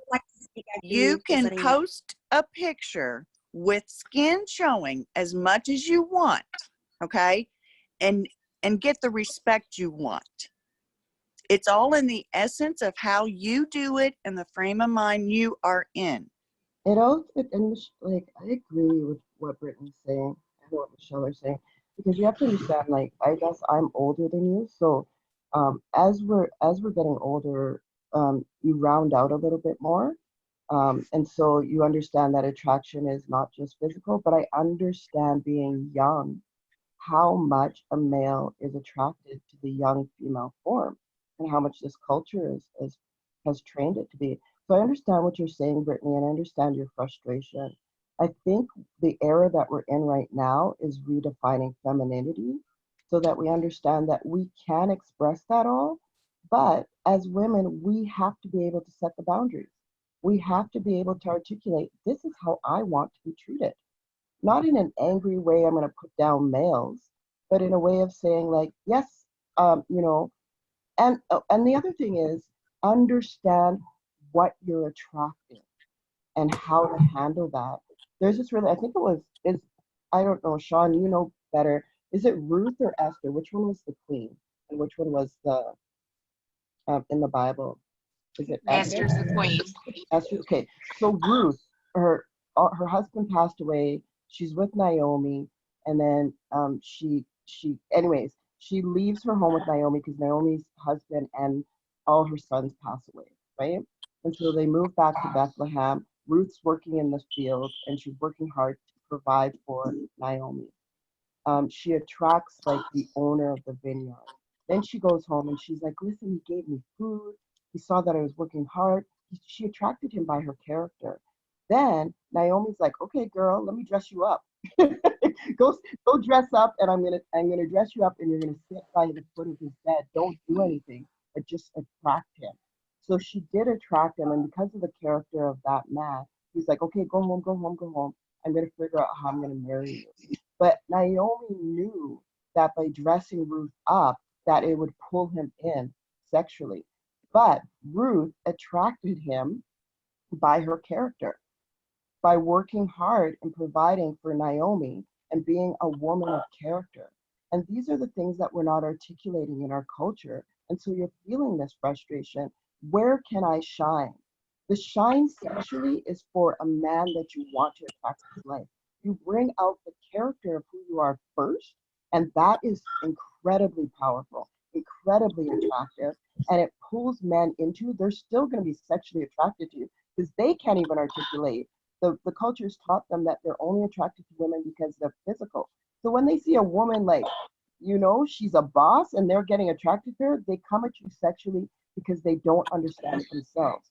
So you have to articulate your boundaries. Then when you want someone as an intimate partner, when you want someone to bring them close, then you use your sexuality, then you use your physicality, and you show them a little shoulder, and you put on a little bit more. Exactly. I want you. You know what I mean? So, and that's why some women can post a picture of themselves in a bathing suit, and they don't get the googly eyes all over them. And then another woman can post a picture in the same bathing suit, and it's goo goo gaga and all this stupid stuff for men. You have to compose yourself, hold yourself to the bad business bitch you want to be. Now, you can post a picture showing skin as this bad business bitch, Brittany, but it's all in how you do it. So what do you want to be known for? I would like to. Just to go back, give me about another 10 minutes and I'm finishing up, if that's okay with my morning call. Sean, you're unmuted. I'll call you right back. Thanks. Real fast, I just want to go back to my initial question that started this whole conversation, because I do love where the conversation went and where it happened. But my question was not answered and I'm not resonating. So I just want to go back to my initial question, because it's like because we're having this conversation, and Stan, I don't know if he's on this call anymore. I think he went over to Nano's call. But I was just like, can you go look at my Instagram? Because Sean was like, maybe you're not showing yourself as a leader. I was like, am I? Oh, hey, Stan. So I was just like, can you go look at it real fast? And like, because I know I've made IGTV videos where I'm talking about trading. I'm talking about all these all these different things, and like showing that I am of value to my team all the time. And it's not just like showing body or whatever, like what we're talking about, image. So it doesn't matter whether I'm showing my body or my face or whatever, men are still going to do with what they do. And that's what Samna, hope I'm saying your name right, was saying. Like they don't, like men that see a woman of my caliber, of Brittany's caliber, of all the boss women on this call right now, don't necessarily know how to respond to that. So as far as for me to actually deal with that, is it just to let it go? Because we're talking about boundaries and stuff. I made the boundary very, very clear. I came to you in a business manner. You decided to take it somewhere else. I asked you again if you wanted to join, to actually participate in business with me. You proceed to come at me in a sexual way. So I dead the conversation. I said, I appreciate the compliments. You have a great night. And that was that. So do I just continue to do that, or just not respond, or what? Because it happens all the time. I'm like, I just, yeah. The stage, when they reach out to you, say, listen, I'm looking forward to our conversations. I'm in business to help people, to teach people how to have more success in business. If that's a conversation you'd like to have, I can't wait for our next exchange. I agree. The masculine, one of the things you need to know and understand and believe, the masculine really wants to please us. Like, and then that's made right down from their physical body. Like, you know what I mean? Their physical body is made to please us. And so the masculine is like that masculine part of God. You ask and you shall receive. And so set your boundaries, you know, and say, you know, I appreciate it. I appreciate you, but here's how I want to be treated. And here's what I'm looking for. I'm looking forward to working with you. If not, then thank you so much for your message, but don't message me again about that. Like, you know, and so I have the same thing. If you look at my pages, I don't have that, but I have tons of people hitting on me. But it's because I'm business minded, I'm focused, and passion is attractive. It really is attractive. So yeah, set your boundaries. Good morning, RBP. Where did she go? Did she just get kicked off? She's there, but she's not there. So powerful conversation. Lots of awakening. Let's see, how about now? You're muted right now. Can you hear me, Sean? I can, yes. Hello. Okay. Go ahead. No Yeah. Good? The audio's not good? No, audio's good. Okay, so I've kind of gone the whole gamut of this conversation while in corporate America. Am I still good? Yes. Okay. In 2006, I lost a $2.1 million lawsuit because of sexual harassment.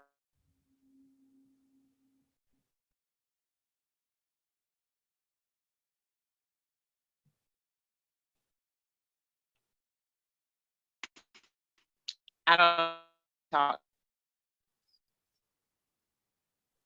And their signal is iffy. Yeah, it's a bad signal. I don't know if it's going to happen. Is it going to work or no?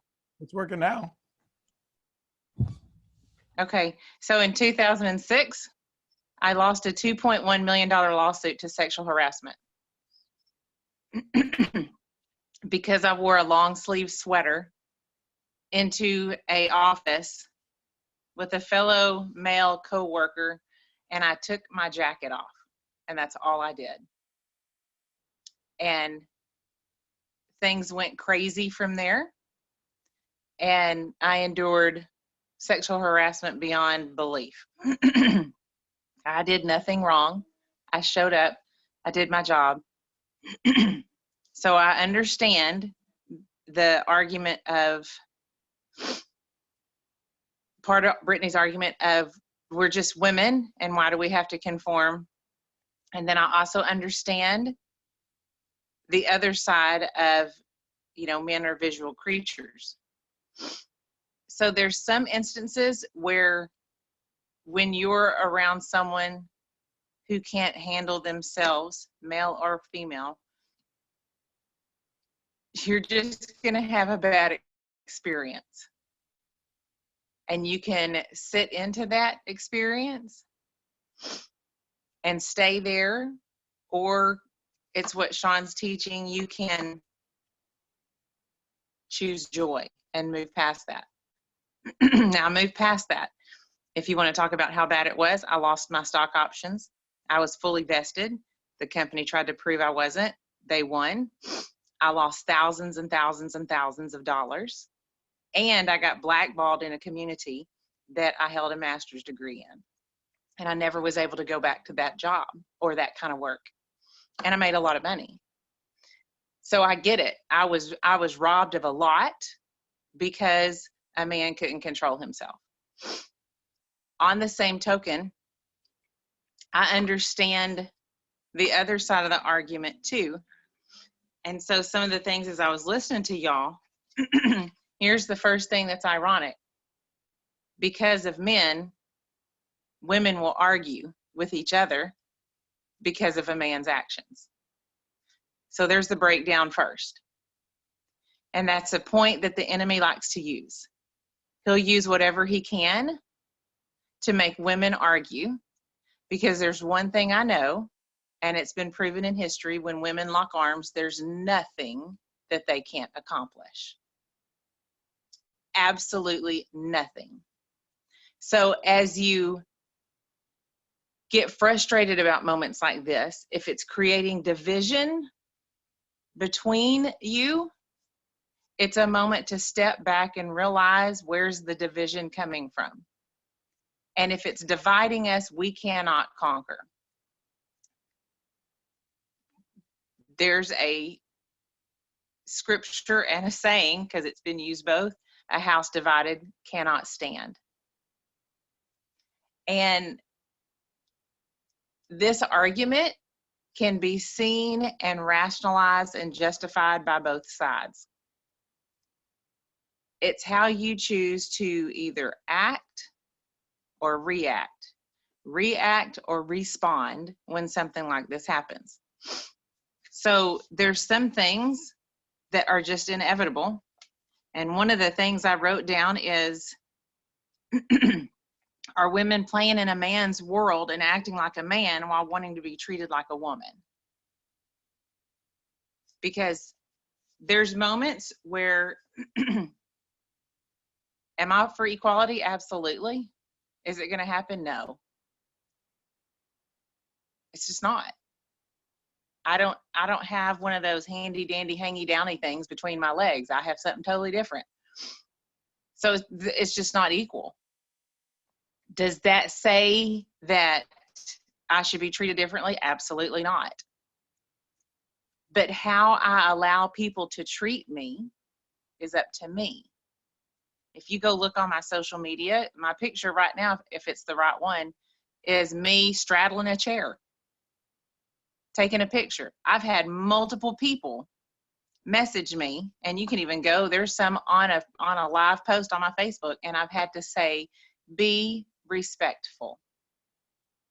Do I get angry and get frustrated? No. Somebody said, you're sexy. I said, my husband fully agrees with you. Respect that.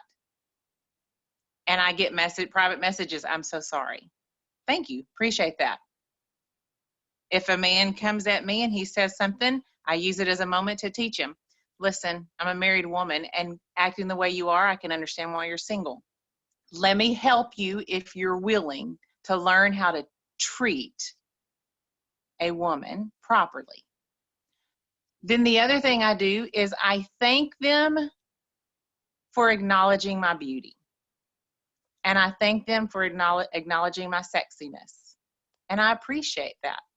Some men have never been taught how to say that properly to a woman. So I thank them, and then I ask them if they would like help with that. And if they can have that in a respectful conversation, we'll do so. If they can't, I'll give them 2 warnings and then I'll block them. So we could go down this whole rabbit trail of women, pictures, all this kind of stuff. Here's one of the things I live by. I love who I am and who God made me enough to where ain't nobody and no thing gonna ever pimp me out. So I ain't putting up no pictures so people can, or so social media can. I ain't pimp worthy. I'm more priceless than any other gold that's on this earth. And I will respect and be treated that way and treat myself that way. That being said, if I want to throw up a picture that shows my beauty and my essence, it will be explained with such. And you'll see me comment, and rarely do I do pictures like that. You'll see me comment and go, be respectful that I am married and that I have a husband, and I'm feeling really good about myself today. And if someone tries to proposition me, I just turn it into gratitude of thank you for seeing how beautiful I am. And then going back to the original question of you're trying to build a business and men just keep hitting on you, preface it with anytime you get a conversation, the picture you saw was not to attract you to me physically. Excuse me if I did. I appreciate that. However, I'm building a business. And if you can do business with me, then great. But it is not about the business. So do we have time to talk or do we not? Because I'm not going to waste either one of our time. And I get real direct and real straightforward. And if they can't handle a direct and straightforward woman, then we probably don't need to be in business together. However, on that same token, that is the last time I entertain that conversation. And that's it. So the headspace you allow people to have is all up to you. They're going to be how they're going to be. Some men are just going to be that way. And I appreciate Sean when Sean goes, he's on a mission to rise men up and go, look, don't be jackasses and hit on women like that. Dear God, see how amazing they are. So men on this call, that's kind of your role. There's some powerful, amazing women. Y'all quit treating them like a piece of meat. And women, there's some amazing men on this phone call that we have to step up and realize not all of them look at us like that.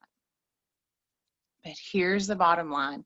If it divides women and women, or it divides society in general, then look at the root, and it's being twisted to cause division and chaos. And where there is division and chaos, joy no longer exists.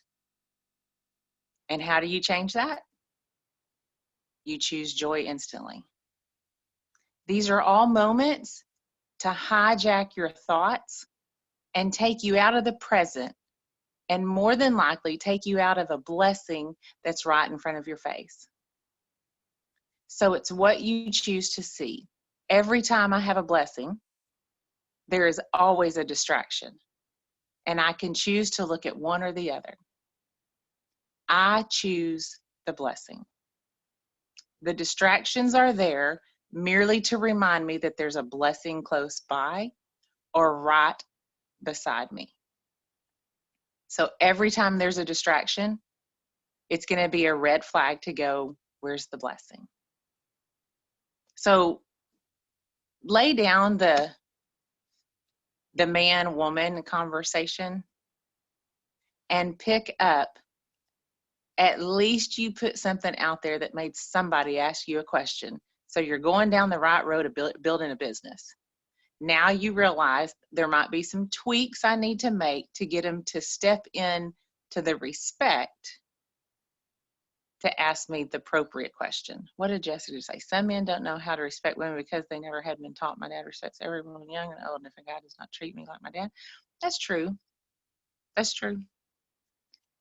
But I wanted to chime in because I've had this happen to the point of being in a freaking sexual harassment lawsuit because of it. So it's a different spin, but I get it, ladies. I get it. I get it. I hope that clears some things up. Did Sean leave us? Did he leave me in charge and just leave us? I think he did. It looks like he's not here anymore. I think he did. Okay. He said he had 10 minutes, so. He left you in charge. He left you in charge. Okay, well, that's fine. Okay, so I know there's 1, 2, 3, 4. There's 5 hands up. I'm going to call on a couple that haven't spoken yet. So, Michelle, hang on because I still want to hear from you. Shammy, you have your hand up. What you got, sister? Hey, Rhonda. Good morning, everyone. Good morning. Speaking to this conversation, I actually, but I kind of got the answer just listening. Okay. And you said it really good. Like, what do you say with your post? Because I'm pretty shy myself. When it comes to posting, just because I have daughters that I kind of want to be a good example to. But I'm really into health and fitness. I have abs that I work for. Yeah. and like and I want to attract women and men, or like I would love to, like, want my dream and passion, I would love to be like a personal trainer or more like of a health coach, because I'm really big into nutrition too. So I would love to be like a health coach. And then I know posting pictures where I'm showing off my abs or showing off my legs will like instantly attract more people to what my goals are.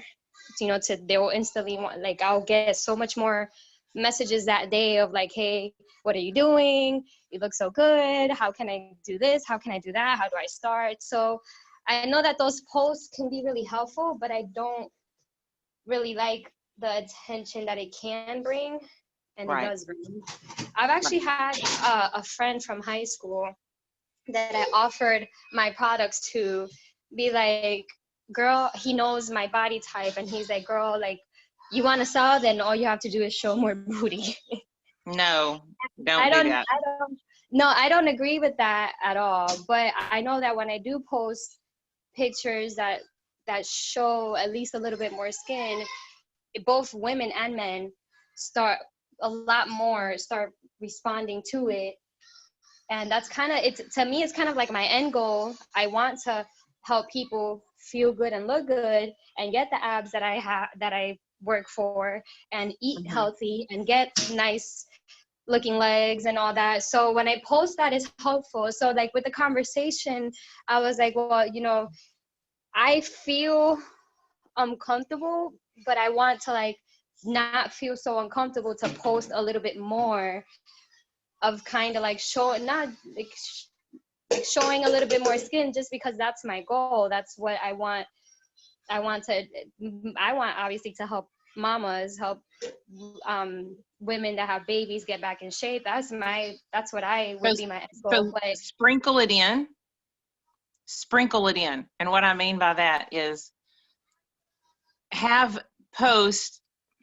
This is what keeps hitting me. Then I was feeling like when sorry to interrupt you, when they were talking, I was feeling, well, that's not fair, that just because you post pictures with more skin that you're necessarily wanting attention, because I know it brings attention, but I'm trying to attract a different type of attention, and it's not my fault if it brings all type of attention. Right, but that's what I'm saying.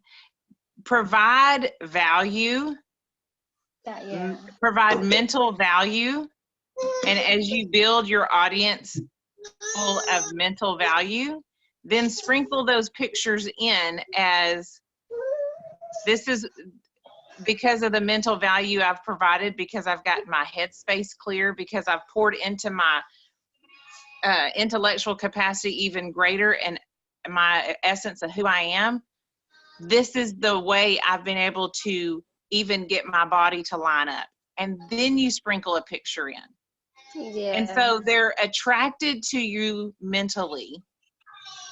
And then they get the payoff of, oh my God, she looks amazing. But it's because, and I can say this to you, Shammy, because we talk often, it's because of how you've gotten emotionally and mentally clearer that it's all coming together for you. So you tell that story, because you could have worked out and got abs and still be a mental hot mess. And it wouldn't pay off for you the way it does as you change your mental status and you're using more of your intellect instead of your physical. Does that make sense? Yeah, that's why it made so much sense when you were like, well, what are you posting with it? Like, what are you, maybe like my goal and what I want to accomplish, am I saying that with the picture, maybe not only in the picture, but in the post, on the what you write with it, which yes. I like, maybe I don't put I usually don't put so much thought into it. That's why sometimes I ask you for help, but I could sit there, and when I'm gonna post, I can sit there and be like, okay, what message do I want to get across with this, and actually write it out. Since you're working directly with Sean and myself, picture Sean as your dad. And if it's a post that you wouldn't mind sitting beside Sean and showing while he looked at it, and you wouldn't be like, oh, don't look, then it's probably fine. Or run it past him and go, if you saw this, flash up, what do you see? And that'll help. But all I'm saying is bring the value that I hear in your heart and your head on a daily basis through our messages. Bring that more. And then sprinkle in see, this is the result. Give it to her so she can stay calm. And then that changes it. Does that answer your question? Yeah, it does. It helps a lot. And actually, it even a minute ago, it even came to my mind, like, okay, on Instagram, I follow fitness models that maybe do too much, and they know what type of attention they get. But then I also follow fitness models that don't do too much, still show skin, and still get that. I get that classy vibe from their Instagram page, no matter what they post, if they're showing skin or not. Yeah. After this call, send me a message, and I'm going to send you one of the fitness people that I follow that unbelievable, and she never gives off any of that vibe, and she shows skin, but she never. You can look at any of her posts, and none of them. She actually gives off a very she could whoop you if you say the wrong thing vibe, and she still shows skin. So remind me, and I'll message you her Instagram, because I can't get on it right now and look, and I'll let you see that. So let me see who else has there. I will. I think that's really, really helpful, because I want to sort of kind of get out of my comfort zone and maybe post a little bit more freely without worrying so much. Right. And you're doing it. You're getting there. You are. So just, yep. Thank you. Love you. You're welcome. Love you, sweet girl. Who else? Kaia, my sweet sultry woman with that amazing voice. Are you still with us? Yes, I am. What's up, sister? Hello, everyone. So really, I just wanted to share with you guys, because the other day, right, one of my old friends contacted one of my really good friends, and she was like, is Kaia mad at me because she she blocked me on everything? And it wasn't a point of like I blocked her because I was angry at her. It was a point of I blocked her because I know how she continues this toxic cycle, and I was just like, I don't want to be a part of that, because I know that like I'm just the type of person that I'll forgive it and sweep it under the rug and stuff like that. And I was just like, I'm just so thankful and grateful for you guys for giving me the tools.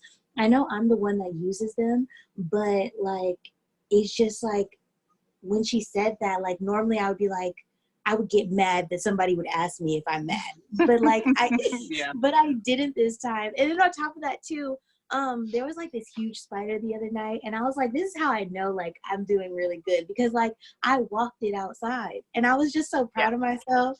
So that's all I really wanted to share. Cool. I love you, girl. Thank you. And everyone have a good day. Yeah. So Vosh, are you still here? Yep. Hello, gorgeous. Hi. Hello, everybody. Earlier on the call, I don't know, I felt like I wanted to say something because I've been going through my own stuff, but I have no idea, I guess, what my soul was telling me to really say. It was just kind of a jumbles of emotions. But so that's why I ended up putting my hand down, and then something told me like right after I put my hand down that I think I should read my poem again for you guys. Oh, please do. For my ladies, because this call, y'all, I was over here stressed. Y'all just had like, oh, okay. But so I'm just gonna read it. Go for it. Again, I'll start with the disclaimer. This is for my ladies, but men are welcome to listen. Food for thought. Have you ever thought about why women are so strong? Every strong woman I know has been battered and bruised in some kind of way, physically, mentally, emotionally, and that all ends up affecting their spirit. Yet, like Maya Angelou said, still they rise. Like Alicia said, that girl is on fire. Like the Dalai Lama said, they will save the world. Have you discovered why? What's the difference between a man and a woman? The woman bears the seeds of a man and deals with birthing a new world in 9 months. Women bring life, even though this world tries so hard to take the life out of them. Women bring joy when every smack tries to wipe it off their face. Women bring peace, even though it may seem like they react instead of respond. They know that they are worth more than any diamond and any piece of gold. They are the riches of this world because take out all the women and what will this world have? They say it's a man's world, but then it really would be. No housewives, no Molly the maids, no sluts to shame, just a man's world. Not that that is good or bad, just imagine. Every single woman in your life, gone. Every good woman that is in society's eyes supposed to stand behind a man, a good man, is no longer standing behind them. What would the picture be like? Understand there would be no life because we bear the life of the seed. Do you get it? No? Well, picture this. A tree first needs its seed to create roots. The seed needs light, dirt, and some moisture to create a tree. It all starts with the seed, but ends with life. If the seed never grew roots or had moisture, light, or dirt, there would be no tree. There would only be a world. A world with no trees is life, but ultimately death. Trees bring oxygen to this world. So when you see that woman, that sister, that cousin, you see the oxygen they bring to every single person around them. You see the roots they come from. The woman, that woman, yes, you woman, are the tree of life. You are everything. The gardener, the chef, the doctor, the patient, and all the rest. Why? Because without you, there would be none, no one, and not one thing. Just an empty world on a spinning axis while the sun shines and there is no fruition. So beautiful. You have got to print that up. You've got to. That's absolutely beautiful. And here's one question, and you'll probably get the stinky fart face when I ask you this. So Okay. just be prepared because this is how my brain works. That poem is so beautiful and so perfect, and it gives women the chance to be anything and everything. So then this is my question.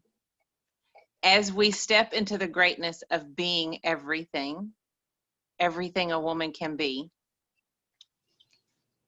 is it possible for us to step into that great moment, that great thing that we are, and realize that some people, men and women, some people see our greatness and don't quite understand how to communicate to us, and they want to be a part of that greatness, but because they haven't developed inside themselves any more than what they are, they only speak to us from the lens and the vocabulary that they're in.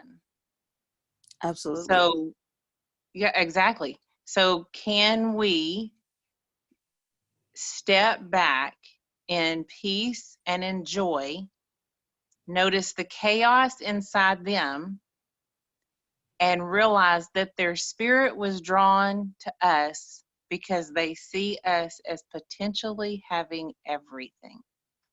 Mm-hmm. And if that's the case, and I agree with you, when you said, I totally agree. And if that's the case, then when these things come up, instead of our first instance as having the stinky fart face, can we sit in their aroma and maintain our attitude and allow them a place to arrive, and without lack of better words, in East Texas versions say, well, bless their heart. Because as your poem has stated, women are everything. So then my challenge to women is sit in your everything. Sit in your greatness. Sit as that tall tree that started as the seed, and allow those that need to sit under your shade, whether they're worthy or not. Give them a place to rest, and then send them on their way. Does that make sense? Absolutely. Don't allow anyone else to define you or put a label that you're just one thing. Exactly. You're everything. Your poem said it. You're everything. Some people may only sit under the tree branch that is small with a few leaves on it and go, well, you're not very much. You're just a tree branch with a few leaves on it. And then someone else might sit on the other side of the tree that might be more thick with branches and more thick with shade. And someone else is going, no, they're amazing. They have all these leaves and these shade. Sometimes it's just the perspective of the person looking at you. But do you take on that person's perspective of you, or do you sit in your greatness and the truth that you know you to be? Everything. Exactly. And that is why we need this poem. I need it on a shirt. I need it on a decal on my car. I need it in the front yard on a sign. I need it tattooed on my forehead. I need it everywhere. I need it. That was beautiful. Thank you. Thank you for sharing that with us again. Let me see who. Oh, Michelle. Come on, sister. What you got, girl? Well, think about this. When I don't know if you guys are familiar with nudist colonies and nude beaches and stuff. You know, people walk around butt naked in their birthday suits, right? And there are certain movements and mannerisms that are not allowed because they are considered sexual. Two women can walk down the street butt naked. One is going, if they walk in different ways, one in a sexual way, one in this boss babe attitude, they will be viewed and perceived differently.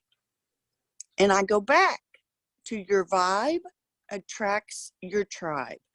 The vibe you put out when you walk down the street butt naked is what you're going to get back. There are ways, like men tell me I'm sexy all the time. Honey, I don't even show cleavage. I mean, it not that you can't, don't misunderstand me. But there's a difference in being told I'm sexy versus some of the other messages that, you know, men send. So it's all in the vibe you're putting out. If you don't want, as a woman, and men too, there's no difference. There are men who post pictures of them shirtless, and I see him as a shirtless man with a good body. Then there are men who post a picture shirtless, and the vibe is different. So it's not a woman thing, it's a man thing just the same. Yeah. But don't expect to get this boss babe vibe out there when that's not the vibe you're putting out. Now, I'm with Rhonda. Now, there's a lot of men, and somebody put it in the chat, that have not been taught how to respect a woman. And I'm on dating sites, and there are, especially the younger men, which you know, we don't even know if they're real people. You know, they're not who they say they are. But if somebody sends me an inappropriate message, I have no problems in sending them one back saying, you caught my attention, but not in the right way. This is not how you get, you know, and we end up talking and they're like, well, I just want a good woman. Right. Well, this is not how you get that. Exactly.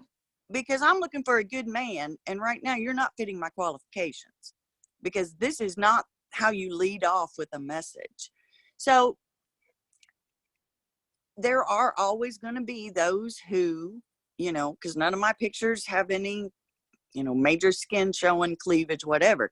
So I did nothing to warrant that message, in my opinion. There's just some ignorant being not knowing people out there, men and women. So we have the choice to either teach them, but always understand your vibe is going to attract what you get.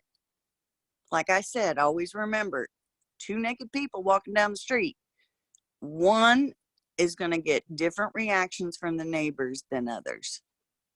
Yeah, it's that whole, it's the attraction to distraction. Because let me say it to you this way also, to everybody, not just you, Michelle, to everybody and to myself. I watched Sean do this call for however long now, 400 and some odd episodes. And when we come on this call, every one of us has some sort of distraction. It might be that I'm in a funk and I'm worried about this, or someone's hurt me, or a traumatic event has occurred, or I've only done network marketing this long and I've only ever heard learn the comp plan. We have all these distractions. And Sean sits and looks past all the distractions,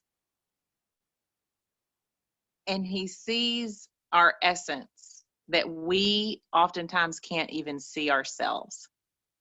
And instead of being attracted to the distraction, he is attracted to our greatness, and he gets our attention. It's like he lights a flame and all of us turn and look, because we're all sitting in our darkness, the chaos at the moment, whatever's swirling around our heads, around our hearts and our soul and our spirit, in our home, whatever.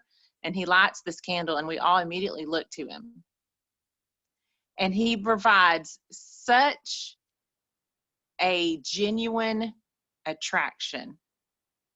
And it's this authentic, sincere love and joy and peace that we no longer are attracted to our distractions, and we learn from him and we listen. So I spin that in my head this way. As people reach out to me, whether if they continue, if I have multiple reach outs of men hitting on me, I go look at what I've posted and go, what's doing this? And if I can't find it there, the next thing I do is, what is trying to distract me? And why is it working so hard to distract me? And then I ask myself this question: when people come into my world, can I look past their attraction to distraction and attract them to my joy and my love? And that's where I approach this. And that's where Sean sits and does it. We bring all our stuff and we sit in distraction, and he sits there and looks past the distraction and attracts us to joy. So as you have these posts, as you have these moments, as you have these men hitting on you or women hitting on you or whatever the case may be, I would challenge you, can you look past the distraction? And Michelle said it just a minute ago, she engages in conversation and finds out, honestly, most of these people just want somebody to talk to. They just don't know how to start the conversation. So I would challenge you with that. Can you sit in joy and sit in love? It's a crazy place. That's why we all show up here every morning. That's why we sit and listen to Sean. That's why Sean claps us in the face with cold, hard truth. So, I don't know. I think that's a good place to stop there. I'm not near as entertaining as Sean. Thank you, And- Rhonda. Yes, you are, Rhonda. Yes, you are. Thank you, Listen to Rhonda. y'all. And Y'all are thank so you, sweet. everyone. Thank you, Rhonda, and thank you, everyone. I love yeah, you guys. yeah. I love y'all. Thanks for sticking around. Thanks for the encouragement. And Katherine, thank you so much for that. That look on your face, like, girl, you better straighten up. Thank you for that. Honestly, I learn from both of you equally. I love you too. And it's always nice to have a woman's perspective. So I love you, and I think you bring just as much value. Yes, same here from the God's perspective. There's 150 people still on the call at 10 in the morning. That's amazing. Yeah, I got kicked off. Sorry, y'all. So listen, before I get kicked off again, y'all know how much I love y'all. And thank you for encouraging me and supporting me and sticking on here and letting me have some moments to allow the Holy Spirit to download into me so he can speak through me. Y'all mean the world to me. I love y'all. So we'll do the Sean Murphy exit. Y'all can unmute, and I'll try to do my best Sean Murphy. All right, y'all, this is it. And I'll see y'all where? At the next event. Yeah. Love you. Love you guys. Love you. Yeah. Love you guys. Thank you so much for all of you. See y'all tomorrow. See you Love y'all. Hasta mañana. Hasta luego. Y'all have a great day. Bye. Bye. See you.